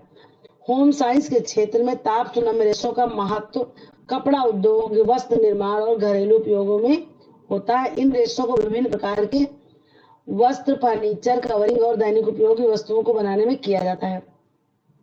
फिर देख लेते हैं इन रेशों के जो भी क्या है हमारे प्रमुख गुणधर्म। पहला है हमारा पुनः ढलने की क्षमता। ताप सुनम्य रेशे गर्मी देने पर आसानी से पिघलते हैं और फिर से आकार में ढल सकते हैं। यह उन्हें पुनर्चक्रीय और पर्यावरण के लिए अनुकूल बनाता है। फिर हल्कापन, ये रेशे अन्य रेशों से हल्के होते हैं तुलना में, इन्हें उपयोग में सरलता से किया जा सकता है। फिर कठोरता तथा स्थायित्व, ताप सुनम्य रेशे में क्या होता है, ठंडे होने पर कठोर हो जाते हैं, जिससे इन्हें बनी वस्तुओं को अन्य उत्पादकों की स्थायित्व अधिक होती है। फिर रंग अवशोषण की क्षमता, ये रेशे रंगों को अच्छी तरह से अवशोषित करते हैं, जिससे इन्हें विविध रंगों का उपयोग किया जाता है इनमें। फिर नमी प्रतिरोध, ताप सुनम्य रेशे सामान्यतः नमी और पानी के प्रभाव से कम होते हैं, जिससे इनका उपयोग पानी प्रतिरोधी वस्त्रों और उत्पादों में किया जाता है। फिर है ताप सुनम रेशों के प्रकार हम देख लेते हैं। पहला है नायलॉन, फिर पॉलिस्टर, फिर एक्रिलिक, इस तरह से वाले रेशे हैं। आइए इनको थोड़ा जान लेते हैं। नायलॉन में यह एक अत्यधिक मजबूत और टिकाऊ होता है। इसका प्रयोग मुख्यतः कपड़े, रस्सी, मछली पकड़ने का जाल, फर्नीचर कवरिंग में किया जाता है। नायलॉन रेशा रगड़ प्रतिरोध होता है और लंबे समय तक टिकाऊ होता है। फिर है पॉलिस्टर, यह सबसे अधिक उपयोग किया जाने वाला रेशों में से है। पॉलिस्टर को कपड़े, बिस्तर के बाद पर्दा, कारपेट बनाने में प्रयोग किया जाता है। इसकी मुख्य विशेषता यह है कि सिकुड़ता नहीं है और जल्दी ही सूख जाता है।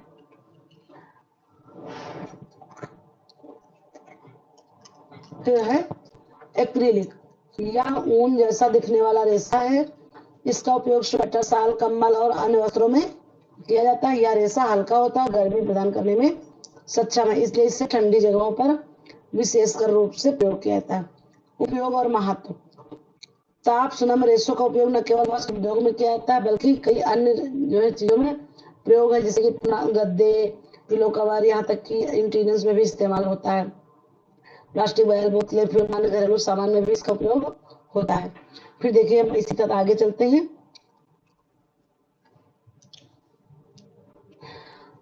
इन रेशों का स्थायित्व पुनः उपयोग पर्यावरण की दृष्टि से भी उपयुक्त है। पुनः चक्रण की क्षमता भी इसमें होती है, इस तरह से इनका उपयोग हम करते हैं। फिर है धागे का निर्माण, ये कताई, ये देखिए यहाँ से इंपॉर्टेंट है।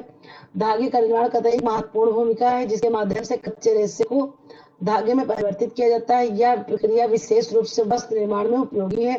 मानव सभ्यता के विकास के साथ साथ ये तकनीकी विकास भी है। कताई प्रक्रिया का उद्देश्य रेशों जैसे कपास, ऊन, रेशम, पॉलिस्टर, इन सबके साथ किया जाता है। फिर है कताई की प्रक्रिया। कताई का मुख्य उद्देश्य कच्चे रेशों को धागों में बदलना है। इस प्रक्रिया में मुख्य चरण है रेशा तैयारी करना, फिर है धुनाई करना, फिर है कार्डिंग करना। तैयारी में क्या होता है, उसको फिट करके हम कपास, ऊन या जो भी चीजें इसमें अनावश्यक चीजें हटा देते हैं और उसको तैयार कर लेते हैं। फिर धुनाई में विशेष उद्देश्य खोलना और उन्हें समान रूप से फैलाना, इसके लिए धुनाई आवश्यक है। फिर कार्डिंग, कार्डिंग प्रक्रिया में रेशों को एक दिशा में सीधा किया जाता है जिसे गांठे और उलझाव को हटाया जा सके। कार्डिंग मशीन का उपयोग करके रेशों को एक समान पतली परत व्यवस्था करते हैं, जिसे सिल्वेस्टर कहा जाता है। फिर अगला है डाइंग और रोटेशन। इस चरण में सिल्वर को और अधिक खींचा जाता है ताकि उसका व्यास कम हो सके और वह मजबूत हो सके। फिर है रोटेशन के माध्यम से धागों को मारा जाता है ताकि उसे उचित मजबूती मिल सके। फिर अगला है धागा बनाना। रोटेशन के बाद धागों के रूप में प्रयोग हो जाता है। इस प्रक्रिया के दौरान रेशों को एक साथ मोड़कर धागे का निर्माण किया जाता है। फिर है धागे की ट्विस्टिंग। धागे की मजबूती और लचकता बढ़ने के लिए ट्विस्टिंग की जाती है। यह धागे को अधिक टिकाऊ बनाता है और उसे बुनाई के लिए उपयुक्त बनाता है। रीलिंग और पैकेजिंग में भी इन धागों का बंडलों को लपेटते हैं। इस प्रकार से कई चीजों में कार्य आता है। फिर देखते हैं कताई के प्रकार। कताई की प्रक्रिया कई तरीकों से होती है। ये उपकरणों से द्वारा एक लेते हैं हम, कई प्रकार हैं। हाथी कताई, यह सबसे पुरानी और सरल विधि है।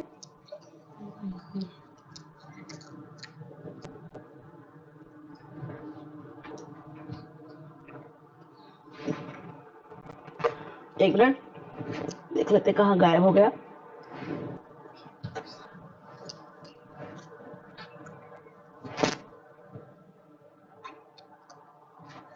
फिर देखिए हम देखते हैं हाथ की कताई। यह सबसे पुरानी और सरल विधि है जिसमें एक व्यक्ति रेशों को हाथ से खींचकर धागों में परिवर्तित करता है।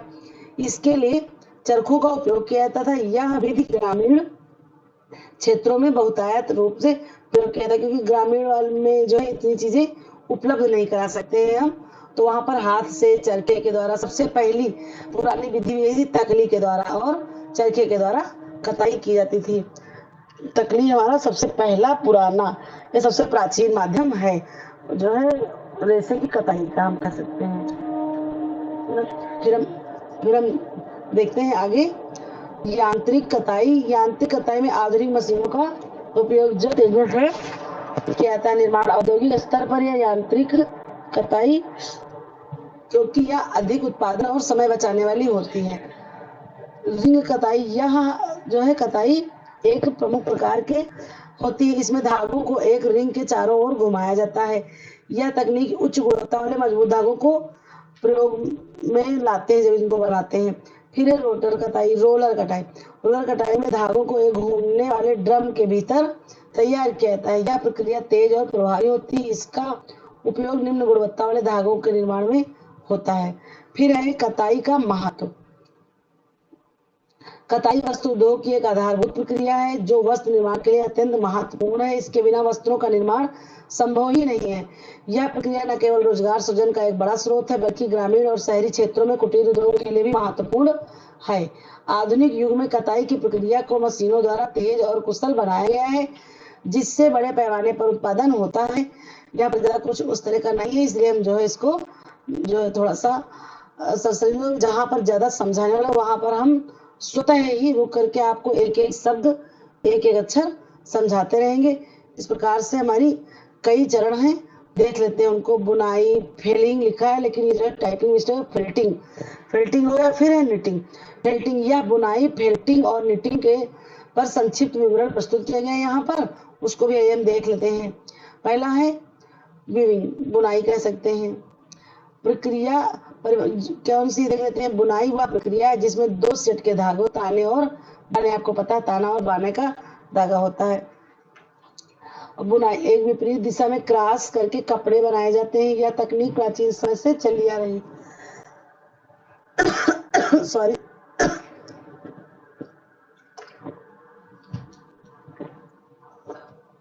विभिन्न संस्कृतियों में कपड़े का उपयोग होता है। उपकरण देख लेते हैं। ताना और बुनाई की मशीनें जैसे जॉर्जेट, चट्टाल, इस प्रकार से कई उपकरण हैं जो कि कपड़ा बनाने के लिए डिजाइन की जाती है। फिर है बुनाई के प्रकार की तकनीकें। सादी बुनाई हम देख लेते हैं। सबसे सरल और सामान्य बुनाई जिसमें ताने और बुनाई धागे एक दूसरे के साथ जुड़े। तो यहाँ से बहुत ही इंपॉर्टेंट टॉपिक है ये, आप लोग जो है इसको कहीं न कहीं नोट कर लीजिए, मेरी बात मानिएगा तो, अन्यथा फिर आप पछताएंगे जरूर, क्योंकि यहाँ से प्रश्न मिलना है आप लोगों को, ठीक है ना।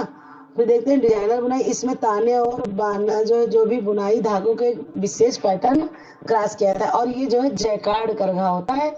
जैकार्ड लूम से ये डिजाइनर चीजें बनाई जाती हैं। फिर है सैटिन बुनाई। यह तकनीक चिकनी सतह और चमकदार बनावट के लिए जानी जाती है। उपयोगिता हम देख लेते हैं कि जैसे sari, T shirt, home decor वस्त्र, इस तरह से कई चीजों में, फैशन में इनका, पारंपरिक वस्त्र निर्माण में भी अनेक प्रकार का महत्वपूर्ण स्थान है इनका सबका। फिर फेल्टिंग। फेल्टिंग देख लेते हैं। फेल्टिंग का मतलब होता है ताप और दाब के द्वारा कपड़ों को दबाना। यह एक गैर बुनाई प्रक्रिया है जिसमें ऊन के तंतुओं को साथ जोड़कर एक सतत सामग्री बनाई जाती है। सबसे पहले आप जानिए कि जो ये योजनाओं के तहत या अपना उसके करने के लिए जो कम्बल बांटे जाते हैं, ये इसका प्रमुख उदाहरण है फेल्टिंग का। फेल्टिंग है, इसमें कोई बुनाई की प्रक्रिया होती ही नहीं, ना हाथ की बनाई ना मशीन की बनाई, सीधे ताप और दाब के माध्यम से उसको एक लेयर बना दी जाती है, उसको दबा दिया जाता है, फिर उसको प्राप्त कर लिया जाता है। उसी से काट करके कम्बल के पीस बनाए जाते हैं। फिर है हम देख लेते हैं कि इसके प्रकार। फेल्टिंग के विभिन्न प्रकार हैं। हाथ से फेल्टिंग, इसमें हाथ से ऊन के तंतुओं को जोड़कर बेल्ट बनाया जाता है। फिर है मशीन फेल्टिंग। इसमें मशीनों का उपयोग करके बड़े पैमाने पर बेल्ट बनाया जाता है। उपयोगिता। फेल्टिंग का उपयोग विभिन्न उत्पादों के निर्माण में किया जाता है, जैसे टोपी, जूते और सजावटी वस्त्र। यह प्रक्रिया अधिकतर हस्तशिल्प और कला के क्षेत्र में उपयोग होती है। फिर है निटिंग, इसको देख लेते हैं। परिभाषा और प्रक्रिया। निटिंग वह प्रक्रिया है जिसमें एक से अधिक उपयोग करके लूप बनाए जाते हैं। जब हम धागे कई मिला लेते हैं तो लूप बन जाता है। यह एक लचीली तकनीक है जो विभिन्न प्रकार के कपड़ों को बनाने की अनुमति देती है, ठीक है ना। फिर निटिंग के लिए आवश्यक उपकरण।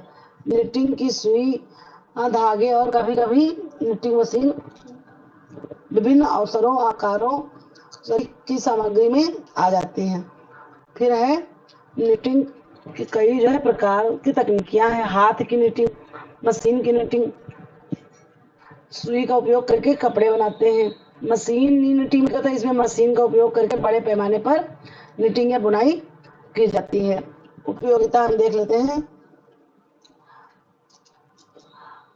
निटिंग का उपयोग विभिन्न प्रकार के कपड़े जैसे स्वेटर, स्कार्फ और मोजे बनाने में किया जाता है। यह न केवल आरामदायक होता है बल्कि इसमें विभिन्न पैटर्न और डिजाइन बनाने की स्वतंत्रता होती है।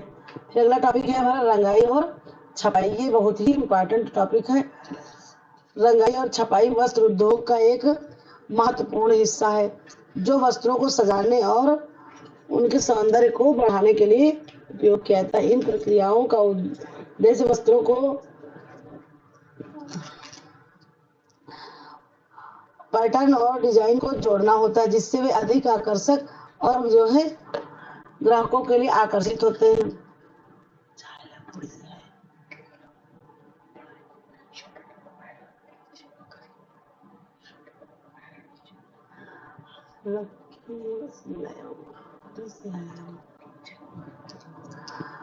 इसमें होता है महत्वपूर्ण हिस्सा जो वस्त्रों को सजाने और उनके सौंदर्य को बढ़ाने के उपयोग किया जाता है ना। फिर देखते हैं उद्देश्य वस्त्रों में रंग, पैटर्न और डिजाइन को हम देख लेते हैं और छपाई के विभिन्न पहलुओं पर चर्चा करते हैं। उनमें उनके प्रकार, प्रक्रिया और उपयोग शामिल हैं। फिर अगला हमारा है डाइंग। रंगाई वह प्रक्रिया है जिसमें कपड़ों या वस्त्रों को विशेष रंगों में रंगा जाता है। यह प्रक्रिया वस्त्रों की सामग्री जैसे कपास, ऊन या सिंथेटिक फाइबर पर आधारित है। रंगाई की प्रक्रिया में निम्नलिखित मुख्य चरण शामिल हैं। पहली है एक तैयारी। रंगाई से पहले वस्त्रों की तैयारी आवश्यक है। इनमें वस्त्रों को साफ करना, धुलाई करना और किसी भी प्रकार की गंदगी या धूल से मुक्त करना यह सुनिश्चित करता है कि रंगाई प्रक्रिया प्रभावी है। एक मिनट। रंग का चयन। रंगाई के लिए सही रंग का चयन करना महत्वपूर्ण है। बाजार में प्राकृतिक और कृत्रिम दोनों प्रकार के रंग उपलब्ध होते हैं। प्राकृतिक रंग आमतौर पर पौधों, जीवों और खनिजों से प्राप्त होते हैं जबकि कृत्रिम रंग रासायनिक प्रक्रियाओं द्वारा प्राप्त होकर बनाए जाते हैं। फिर है रंगाई प्रक्रिया। रंगाई की प्रक्रिया में वस्त्रों को गर्म पानी या रंगाई के घोल में डालकर रंग लगाया जाता है। यह प्रक्रिया कई प्रकार की होती है जैसे पहले हम देख लेते हैं इन्फ्यूजन रंगाई। इसमें रंग को गर्म पानी में मिलाया जाता है और वस्त्रों को उसमें डाला जाता है। फिर है स्प्रेडर रंगाई। इस प्रक्रिया में रंग को वस्त्रों पर छिड़का जाता है। ठीक है ना, ये इम्पोर्टेंट लग रहा है हमको, इसलिए आप इसको देख लीजिएगा, थोड़ा अलग लिख लीजिएगा, कहीं अपना नोट्स बनाए होंगे वहाँ लिखिएगा। स्प्रेडर रंगाई। इस प्रक्रिया में रंग को वस्त्रों पर छिड़का जाता है। ये चीज है हमारी सूखने और सेटिंग। रंगाई के बाद वस्त्रों को सुखाया जाता है ताकि रंग जो है स्थायी हो जाए।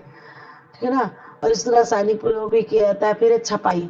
प्रिंटिंग। छपाई एक ऐसी प्रक्रिया है जिसमें वस्त्रों पर विभिन्न डिजाइन और पैटर्न बनाए जाते हैं। छपाई की प्रक्रिया में विभिन्न तरीकों का और तकनीकों का विधियों को भी शामिल किया जाता है। फिर देख लेते हैं अगला है स्क्रीन प्रिंटिंग। यह सबसे पुरानी और लोकप्रिय छपाई है और उसकी तकनीक भी है जिसमें एक स्क्रीन का उपयोग किया जाता है जिस पर डिजाइन को छापा जाता है। वह प्रक्रिया उच्च गुणवत्ता वाले प्रिंट बनाने के लिए आदर्श है और बड़े पैमाने पर उत्पादन के लिए। एक मिनट।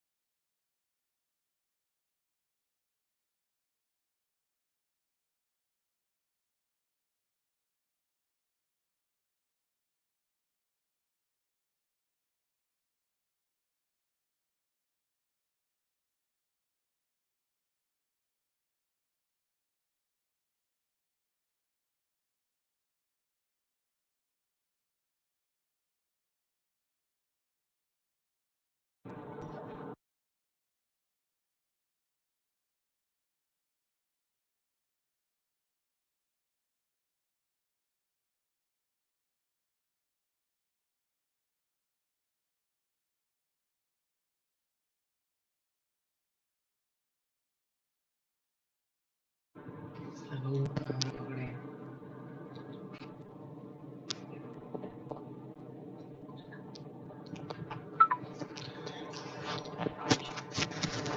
जो है हम देख लेते हैं अपना कि जो है कुछ प्रॉब्लम्स आ गई थी, इसलिए जो है हम जुड़ नहीं पा रहे थे। फिर देखिए हम जुड़ रहे हैं। फिर एक मिनट,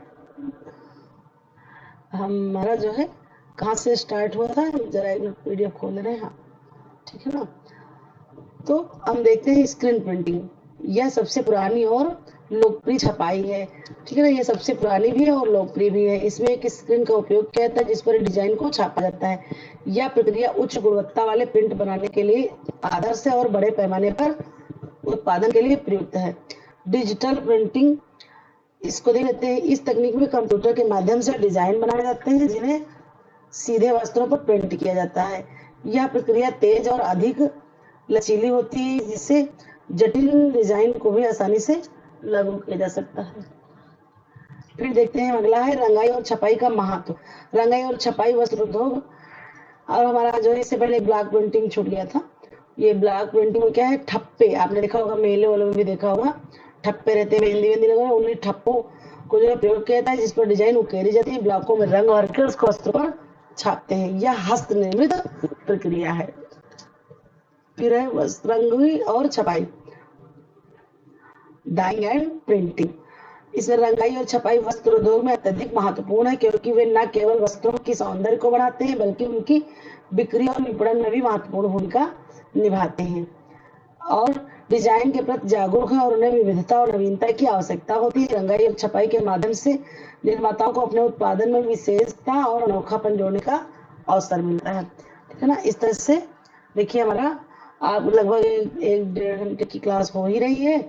आप लोग जुड़े रहिए हमारे साथ धैर्य के साथ, तो आपको एक एक टॉपिक क्लियर हो जाएगा। फिर आप एक बार या 2 बार करके आप इसको देखिए, तब आपको लगेगा कि इस पर अभी जो है बहुत ही ज्यादा आप जुड़े रहिए, जाइए नहीं, ताकि बहुत ही इम्पोर्टेंट टॉपिक जैसे कि परंपरागत वस्त्र, परंपरागत कढ़ाइयाँ, बुनाई कला और टाँके, इस तरह से जो है, और दाग धब्बे छुड़ाने की विधि, ये सारे जो है आपको जो बहुत ही ज्यादा इम्पोर्टेंट हैं। अगर प्रश्न यही से बनेंगे, आपको पेपर देंगे तो अगर जो भी मेरी ये क्लास करेगा तो इससे बाहर का ज्यादा कुछ आएगा नहीं, इसलिए आप लोग जुड़े रहिए हमारे साथ। भारत में परंपरागत वस्त्र देख लेते हैं। भारत अपनी विविधता और संस्कृति के लिए प्रसिद्ध है। यहाँ के परंपरागत वस्त्र न केवल ऐतिहासिक महत्व रखते हैं बल्कि हमारे लिए सामाजिक, धार्मिक मान्यताओं और भौगोलिक विविधताओं का भी परिचायक है। भारतीय वस्त्रों का विकास, देखिए यहाँ से लाइन से भी प्रश्न बन सकता है हमारा कि धार्मिक मान्यताओं का, सामाजिक महत्व, इस प्रकार से कई चीजों में भारतीय वस्त्रों का विकास बहुत ही सदियों से चला आ रहा है और इसमें विभिन्न प्रकार की कढ़ाई, बुनाई, डिजाइन आदि प्रकार की विधियां शामिल हैं। पहला है हमारा, देखते हैं साड़ी। साड़ी भारत का सबसे पुराना और प्रसिद्ध परंपरागत वस्त्र है। यह एक लंबे कपड़े का टुकड़ा होता है जिसे विभिन्न प्रकार के फैब्रिक जैसे रेशम,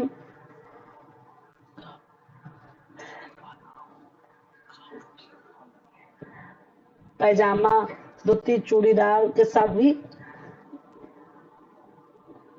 कपड़ा लंबा टुकड़ा होता है जिसे विभिन्न प्रकार के फैब्रिक, रेशम, सूती, ऊनी आदि से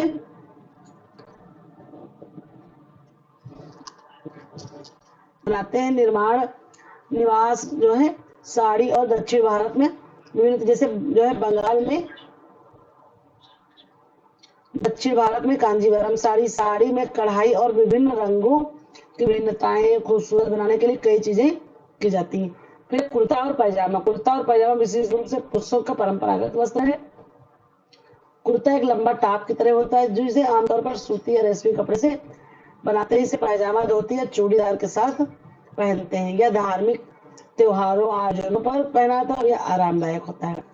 फिर है लहंगा चोली। ये हमारी भारतीय महिलाओं के लिए एक प्रसिद्ध परंपरागत वस्त्र है। यह आमतौर पर विशेष अवसरों पर, सर्दियों, त्योहारों और पारंपरिक समारोहों के दौरान पहना जाता है। लहंगा एक लंबी स्कर्ट होती है जो कि चोली एक फिटेड टॉप की तरह होती है और राजस्थान का भी पारंपरिक वस्त्र है। और इसमें विभिन्न प्रकार की शैलियाँ, विभिन्न प्रकार की कढ़ाइयाँ आपको देखने को मिलती है जो इन्हें और भी ज़्यादा आकर्षक बनाती हैं। फिर है कुर्ता सेट। महिलाओं के लिए कुर्ता सेट भी एक लोकप्रिय परंपरागत वस्त्र है। यह आमतौर पर लंबे कुर्ते पैजामे और दुपट्टे के साथ पहना जाता है। कुर्ता सेट विभिन्न रंगों, डिजाइनों और कढ़ाइयों में उपलब्ध होता है। इसे विशेष अवसरों पर पहनने के लिए उपयुक्त माना जाता है। फिर है धोती। धोती पुरुषों का एक पारंपरिक वस्त्र है जो विशेषकर भारत में पहना जाता है। यह एक लंबा कपड़ा होता है जिसे कमर के चारों ओर लपेटा जाता है। धोती के विभिन्न रंगों और डिजाइनों में तैयार करते हैं। हम इसे आमतौर पर त्योहारों पर या कोई भी समारोह हो, धार्मिक हो, ऐसी भी चीजें उसमें पहनते हैं। फिर शॉल। शॉल विशेष रूप से कश्मीर से संबंधित है। कश्मीरी शॉल, पश्मीना शॉल आप लोगों ने पढ़ ही रखा होगा। अली बाबा ने इन पर कढ़ाई सबसे पहले शुरुआत की थी। इस तरह से बहुत सी कहानियां प्रचलित हैं, ठीक है ना। जो सर्दियों में पहनने के लिए उपयुक्त है। ये ऊनी शॉल विशेष रूप से अनेक आकर्षक डिजाइन और कढ़ाई के लिए प्रसिद्ध है। कश्मीरी शॉल में चिनार की पत्तियों और फूलों की कढ़ाई की जाती है। इसे विशिष्ट माना जाता है, ठीक है ना। फिर देखिए हम आगे बढ़ते हैं। परिधान का सांस्कृतिक महत्व क्या है हमारे लिए।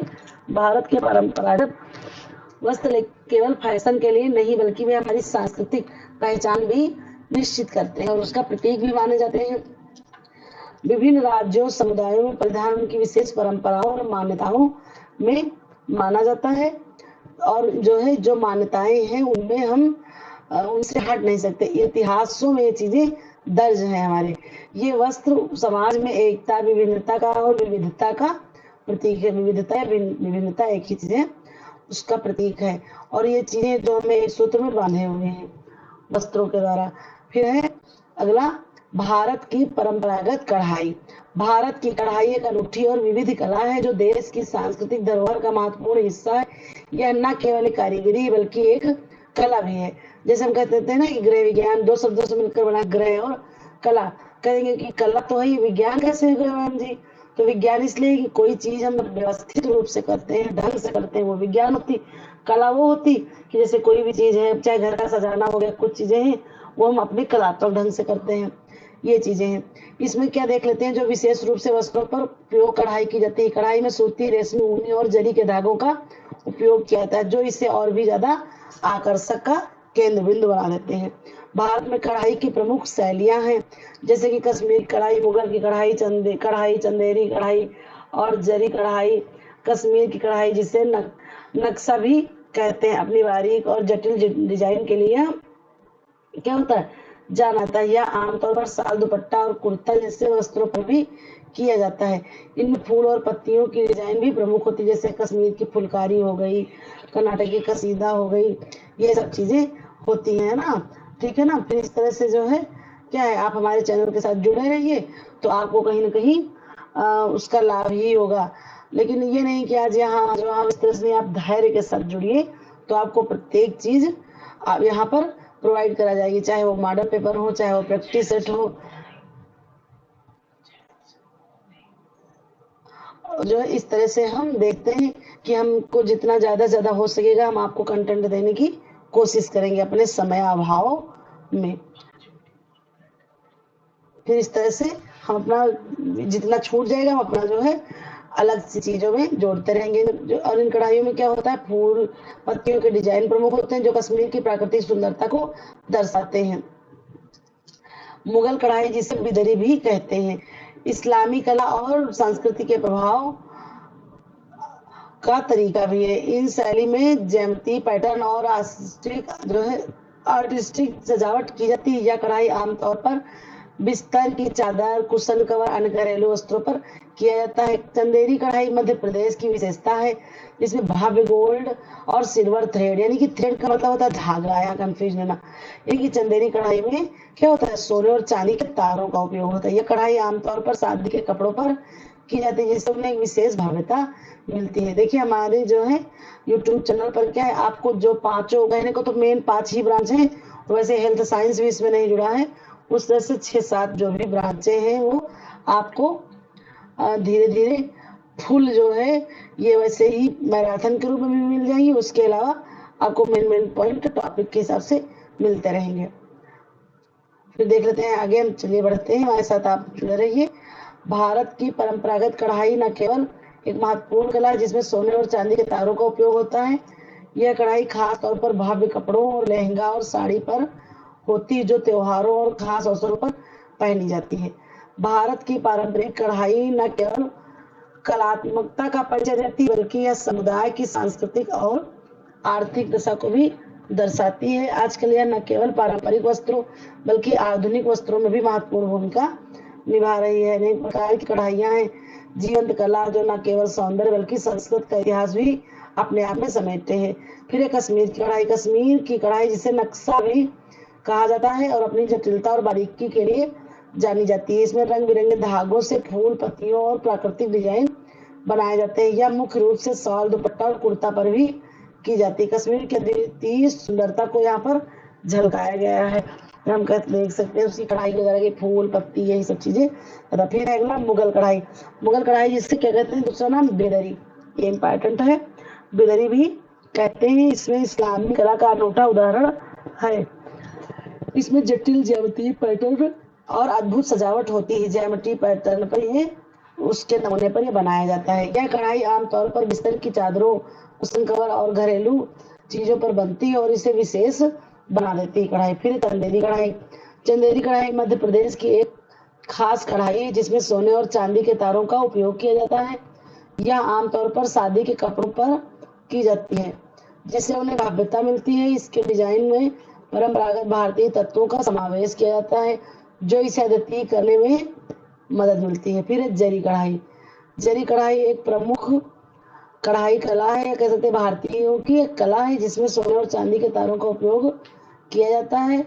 यह कढ़ाई विशेष रूप से भव्य वस्त्रों जैसे लहंगा और साड़ी पर होती है। त्योहारों और खास अवसरों के लिए जरी कढ़ाई वाले कपड़ों का प्रयोग करते हैं हम।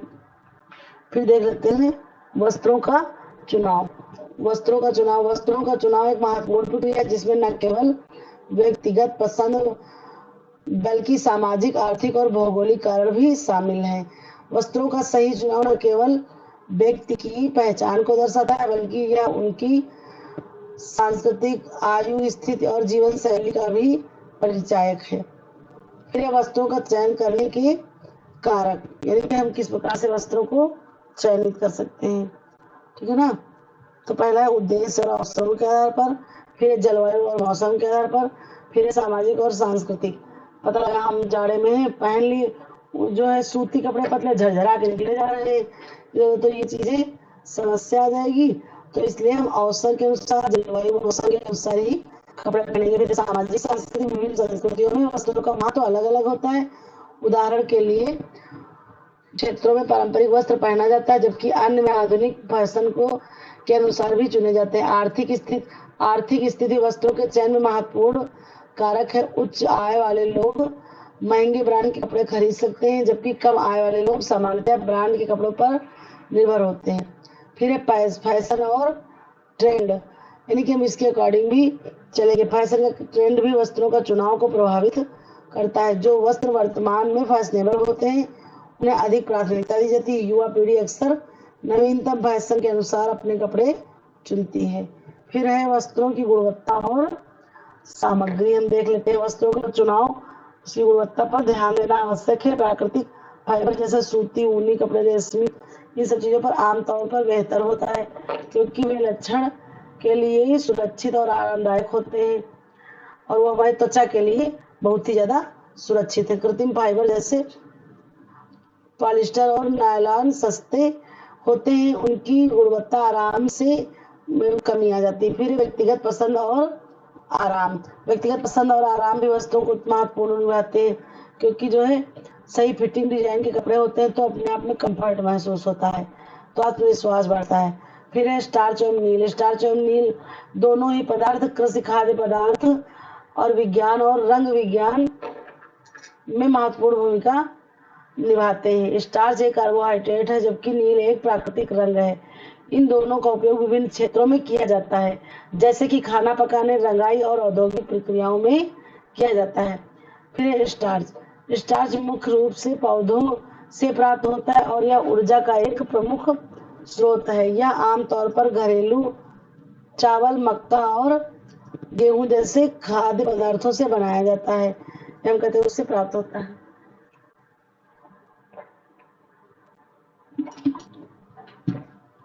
जो स्टार्च की एकाग्रता को दर्शाते हैं यह दो प्रकार के अणुओं में मौजूद होता है, आमिलों से आमिलोपेक्टिन।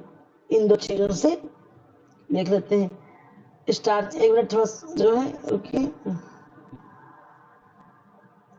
स्टार्च और नील दोनों ही पदार्थ कृषि के द्वारा ही हैं, दोनों का प्रयोग औद्योगिक, एक मिनट। स्टार्च मुख्य से पौधों से प्राप्त होता है और जो है यह आमतौर पर आलू, चावल, मक्का और गेहूं जैसे पदार्थों में पाया जाता है। स्टार्च का रासायनिक सूत्र C6H10O5N है, जिसे N उस संख्या को दर्शाता है जो स्टार्च की एकाग्रता को दर्शाती है। यह दो प्रकार के अणुओं में मौजूद होता है, अम्लों से और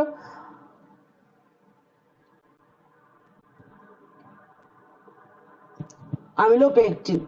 फिर उपयोग, खाद्य उपयोग, स्टार्च का उपयोग खाना पकाने में थिकनर के रूप में किया जाता है। यह सूप, सास और पुडिंग के गाढ़ापन लाने के लिए भी उपयोग किया जाता है। फिर है औद्योगिक उपयोग, इसमें है स्टार्च का उपयोग पेपर, कॉस्मेटिक और जो है औषधियों में भी किया जाता है। यह एक उत्कृष्ट बाइंडिंग एजेंट के रूप में कार्य करता है। पौधों में ऊर्जा भंडारण, पौधों में स्टार्च ऊर्जा का भंडारण होता है जिसे बाद में ग्लूकोज में परिवर्तित कर लिया जाता है। फिर है अगला नील। नील एक प्राकृतिक रंग है जो इंडिगोफेरा पौधे से प्राप्त होता है। यह प्राचीन समय से रंगाई के लिए उपयुक्त माना जाता है और इसे कई संस्कृतियों में मूल्यवान समझा गया है। नील का रासायनिक सूत्र जो है C6H1ON2 और O2 है। यह एक बहुकार्यात्मक रंग है जिसका उपयोग कपड़ों को रंगने के लिए किया जाता है। फिर उपयोग कपड़ों की रंगाई, पारंपरिक चिकित्सा, कला और सिर ना। फिर जो है हम इसका देख लेते हैं, ये हमारे सब हो गया। फिर हमारा महत्वपूर्ण टॉपिक है दाग छुड़ाना। साधारण जीवन में दाग धब्बे हमारे कपड़ों में पड़ जाते हैं, इनको भी छुड़ाने की विधियां यहाँ पर दी गई हैं। पहले ताजे दागों का उपचार। जब दाग जो है हमारा क्या होता है, दाग ताजा हो तो उसे तुरंत धोना चाहिए। पानी से दाग को भिगोकर रख के फिर हल्की रगड़ से हम उसको साफ कर देंगे। यह प्रक्रिया दाग को धीरे धीरे हटाने में मदद करती है। फिर है दूध का उपयोग। दूध का उपयोग विशेष रूप से फल, चॉकलेट और चाय के धब्बों को भी, और जो देखिए स्याही का धब्बा भी, इसमें भी कच्चे दूध का प्रयोग करते हैं। फिर सिरका और बेकिंग सोडा।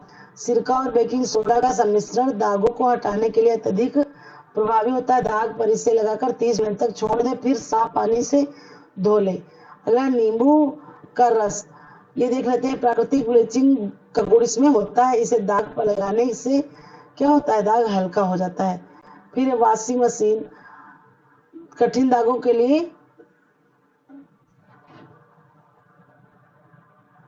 एक मिनट, धोना एक अच्छा विकल्प हो सकता है। उससे उचित डिटर्जेंट का भी, जब हम डिटर्जेंट अपने हिसाब से प्रयोग करेंगे मशीन में तो कपड़े हमारे साफ हो जाएंगे। फिर जो है सूखे दागों का उपचार। सूखे दागों को हटाने के लिए उन्हें गर्म पानी में भिगोकर फिर से धोएं और यदि दाग अभी भी न जाए तो विशेष दाग हटाने वाले उत्पादकों का प्रयोग करें। इस प्रकार हम दाग अपने हटा सकते हैं। फिर है एसिडिक दाग। एसिडिक दाग ऐसे दाग जो कि आमतौर पर खट्टे पदार्थों जैसे नींबू का रस, सिरका या टमाटर से उत्पन्न होते हैं। ये दाग कपड़ों और सतहों पर गहरे रंग के लग जाते हैं और इन्हें हटाने के लिए अल्कलाइन सफाई उत्पादकों का भी जो प्रयोग करना पड़ता है। फिर है बेसिक दाग।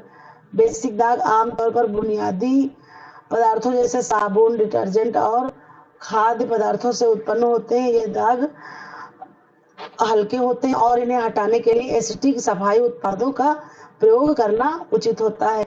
फिर हमारा जो है अगला टॉपिक जो है स्टार्ट होता है यहाँ से कढ़ाई के टाके। कढ़ाई के टाके एक संक्षिप्त परिचय है।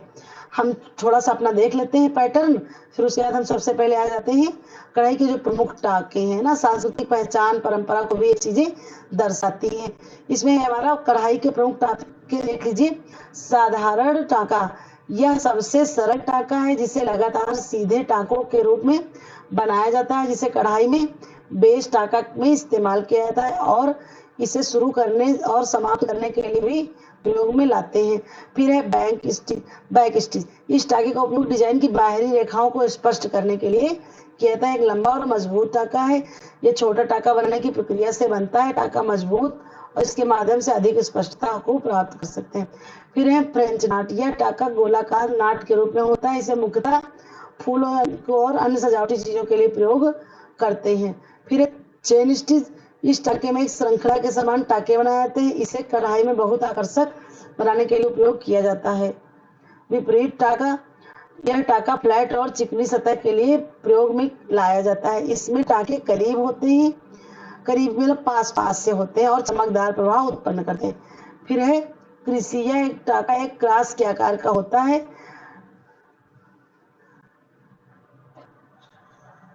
इसकी कढ़ाई सबसे लोकप्रिय प्रकारों में एक मानी जाती है। अक्सर चित्रकला में इसका प्रयोग होता है, जिसे रेशमी धागों से भरा जाता है। फिर है कढ़ाई के उपयोग। कढ़ाई का उपयोग सजावटी के लिए नहीं होता, बल्कि यह वस्त्रों को मजबूती और दीर्घकालता को भी बढ़ाता है।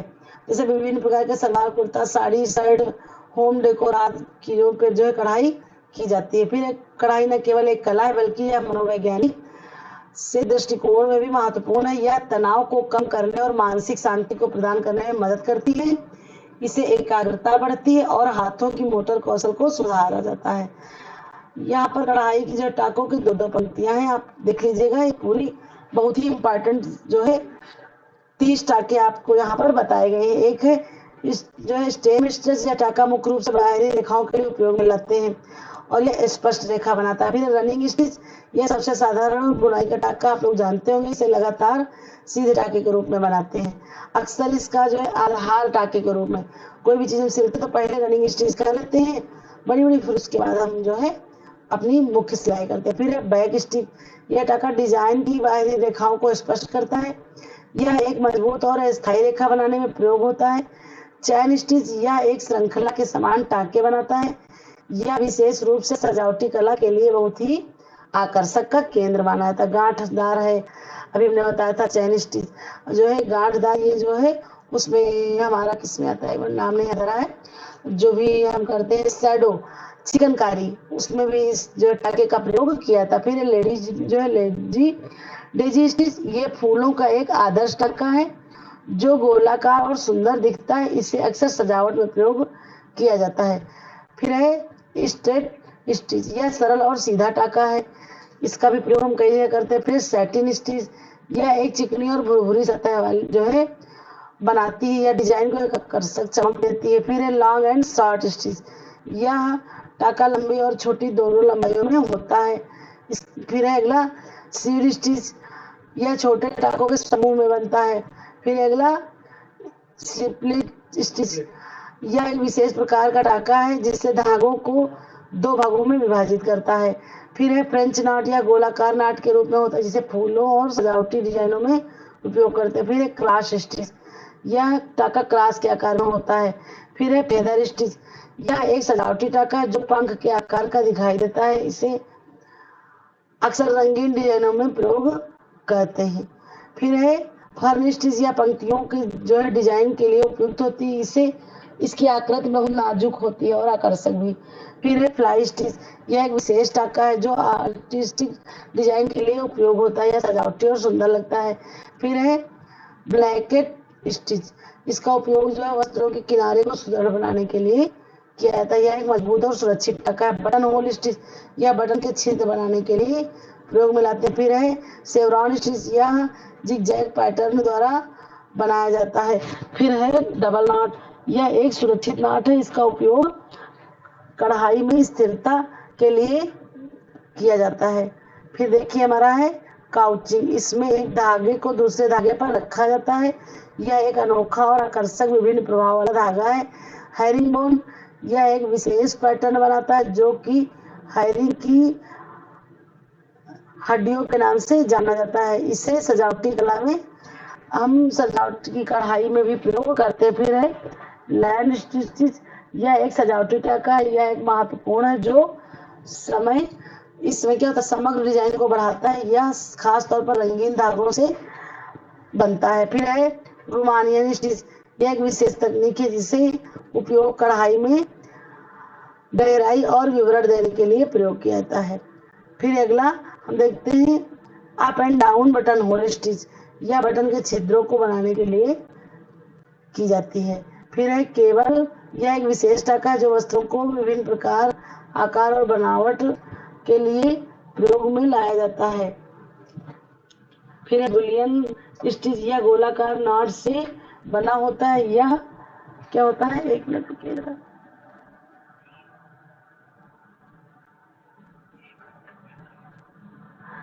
देख लेते हैं, एक मिनट।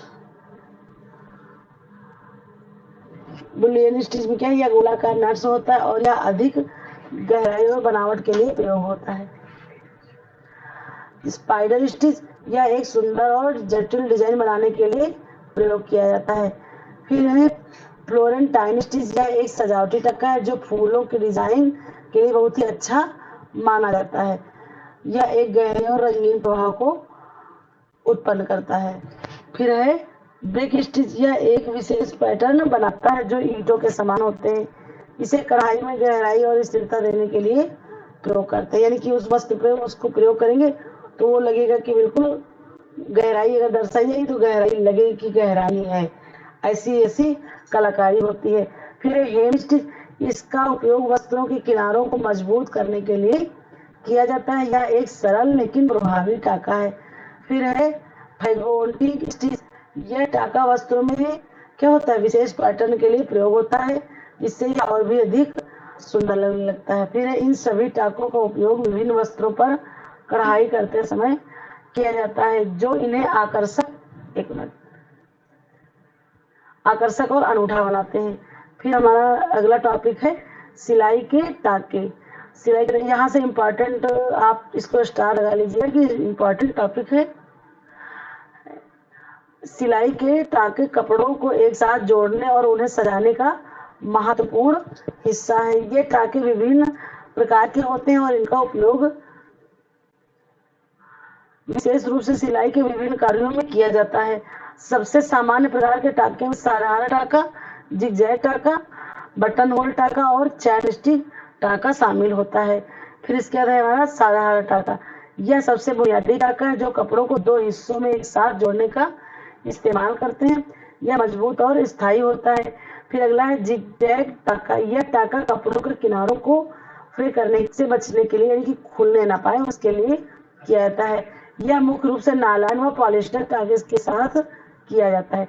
फिर हमारा बटन होल टाका, इसका प्रयोग बटन के छिद्र बनाने के लिए किया जाता है। फिर है चैन टाका, यह सजावटी में इसका उपयोग कपड़ों पर विशेष डिजाइन और पैटर्न के लिए प्रयोग किया जाता है। फिर है हमारा बुनाई कला और प्राचीन हस्तशिल्प, जो सूती, ऊनी और सिंथेटिक धागों का उपयोग करके वस्त्रों का निर्माण करती है। यह न केवल पारंपरिक कौशल है बल्कि एक महत्वपूर्ण आर्थिक गतिविधि है जो महिलाओं को रोजगार और आत्मनिर्भरता प्रदान करती है। फिर अगला है बुनाई की प्रक्रिया में धागों को एक विशेष तकनीक से जोड़कर विभिन्न डिजाइन और पैटर्न बनाए जाते हैं। इसके अंतर्गत विभिन्न प्रकार की तकनीक शामिल है जिसे कि हुक बुनाई, टैली बुनाई और क्रोशिया बुनाई। प्रत्येक तकनीक की अपनी विशेषताएं और उपयोग होते हैं और ये विभिन्न वस्तुओं और उत्पादों को बचाने में सहायक होते हैं। इस कला में जो है हम क्या देखते हैं, इसके माध्यम से बने उत्पाद जैसे स्वेटर, स्कार्फ, मोजे और घर घर की सजावटी वस्तुएं न केवल उपयोग में होती हैं बल्कि इनकी विशेष डिजाइन और रंगों के कारण ये आकर्षक होते हैं। बुनाई कला में नवीनता रुझानों को अपनाने से उसके उत्पादों में क्या होती है, मांग बढ़ जाती है, जिससे बुनाई करने वालों को अधिक लाभ मिल रहा होता है। देखिए हम इस तरह से हमारा बिल्कुल बस आज का टॉपिक समाप्त ही है। समाज में बुनाई कला का महत्व केवल आर्थिक नहीं है बल्कि यह सांस्कृतिक धरोहर को भी संरक्षित करने में सहायता करता है।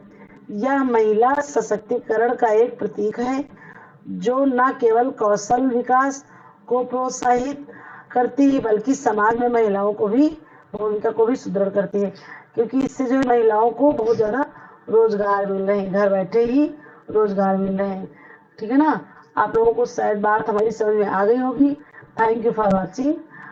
Bye Vinita Verma, target TGT home science. देखिए आज का हमारा जो भी था, ये महामैराथन की हमारी क्लास थी और जो है इसको हमने बिल्कुल आसान शब्दों में, ताकि आपको कहीं कोई दिक्कत ना लगे, उसमें प्रयोग किया है। ठीक है ना। इसमें हमने कई सारे वस्त्रों का पूरा वस्त्र ना बनने से लेकर के बनने, फिर उसके बाद किस प्रकार से उसकी औद्योगिक विकास हुआ, उसका कैसे कैसे विकास हुआ, किन चरणों में हुआ, और जो है इस इसके वस्त्रों का महत्व देखें। फिर देखिए इस तरह से हम अपना पढ़ते रहे, इसका आर्थिक महत्व, सौंदर्य के रूप में, फिर वस्त्रों का इतिहास हमने जान लिया है। आप उसको रिवीजन कर लीजिए। फिर है हमारा, हम देखते हैं इतिहास पढ़ लिया हमने, फिर उसके बाद आधुनिक देख लेते हैं, फिर वस्त्रोपयोगी रेशों का परीक्षण, फिर है ताकत परीक्षण में ही सारी चीजें आ जाती हैं। फिर उसके बाद है हमारा, देख लेते हैं कि उसकी कौन सी शक्तियां हैं, फाइबर्स की नमी और शोषण है, क्या चीजें हैं, जो है अपना इस तरह की चीजें, वस्त्र रेशों का वर्गीकरण, हम कैसे कैसे क्या क्या कर रहे हैं। फिर कृत्रिम रेशे, जानतर रेशे, प्राणी जगत के रेशे, सिंथेटिक रेशे, ये भी चीजें उसी में आती है। कपास, लिनन, जूट, रेशम, जितना भी हो सका है हमने सबके बारे में बताया है। फिर हम जो है इस तरह से हमारी आज की मैराथन क्लास इन होती है, और अब हम मिलते हैं अपने नेक्स्ट वीडियो में। ठीक है ना। अब मिलेंगे हम, तब तक के लिए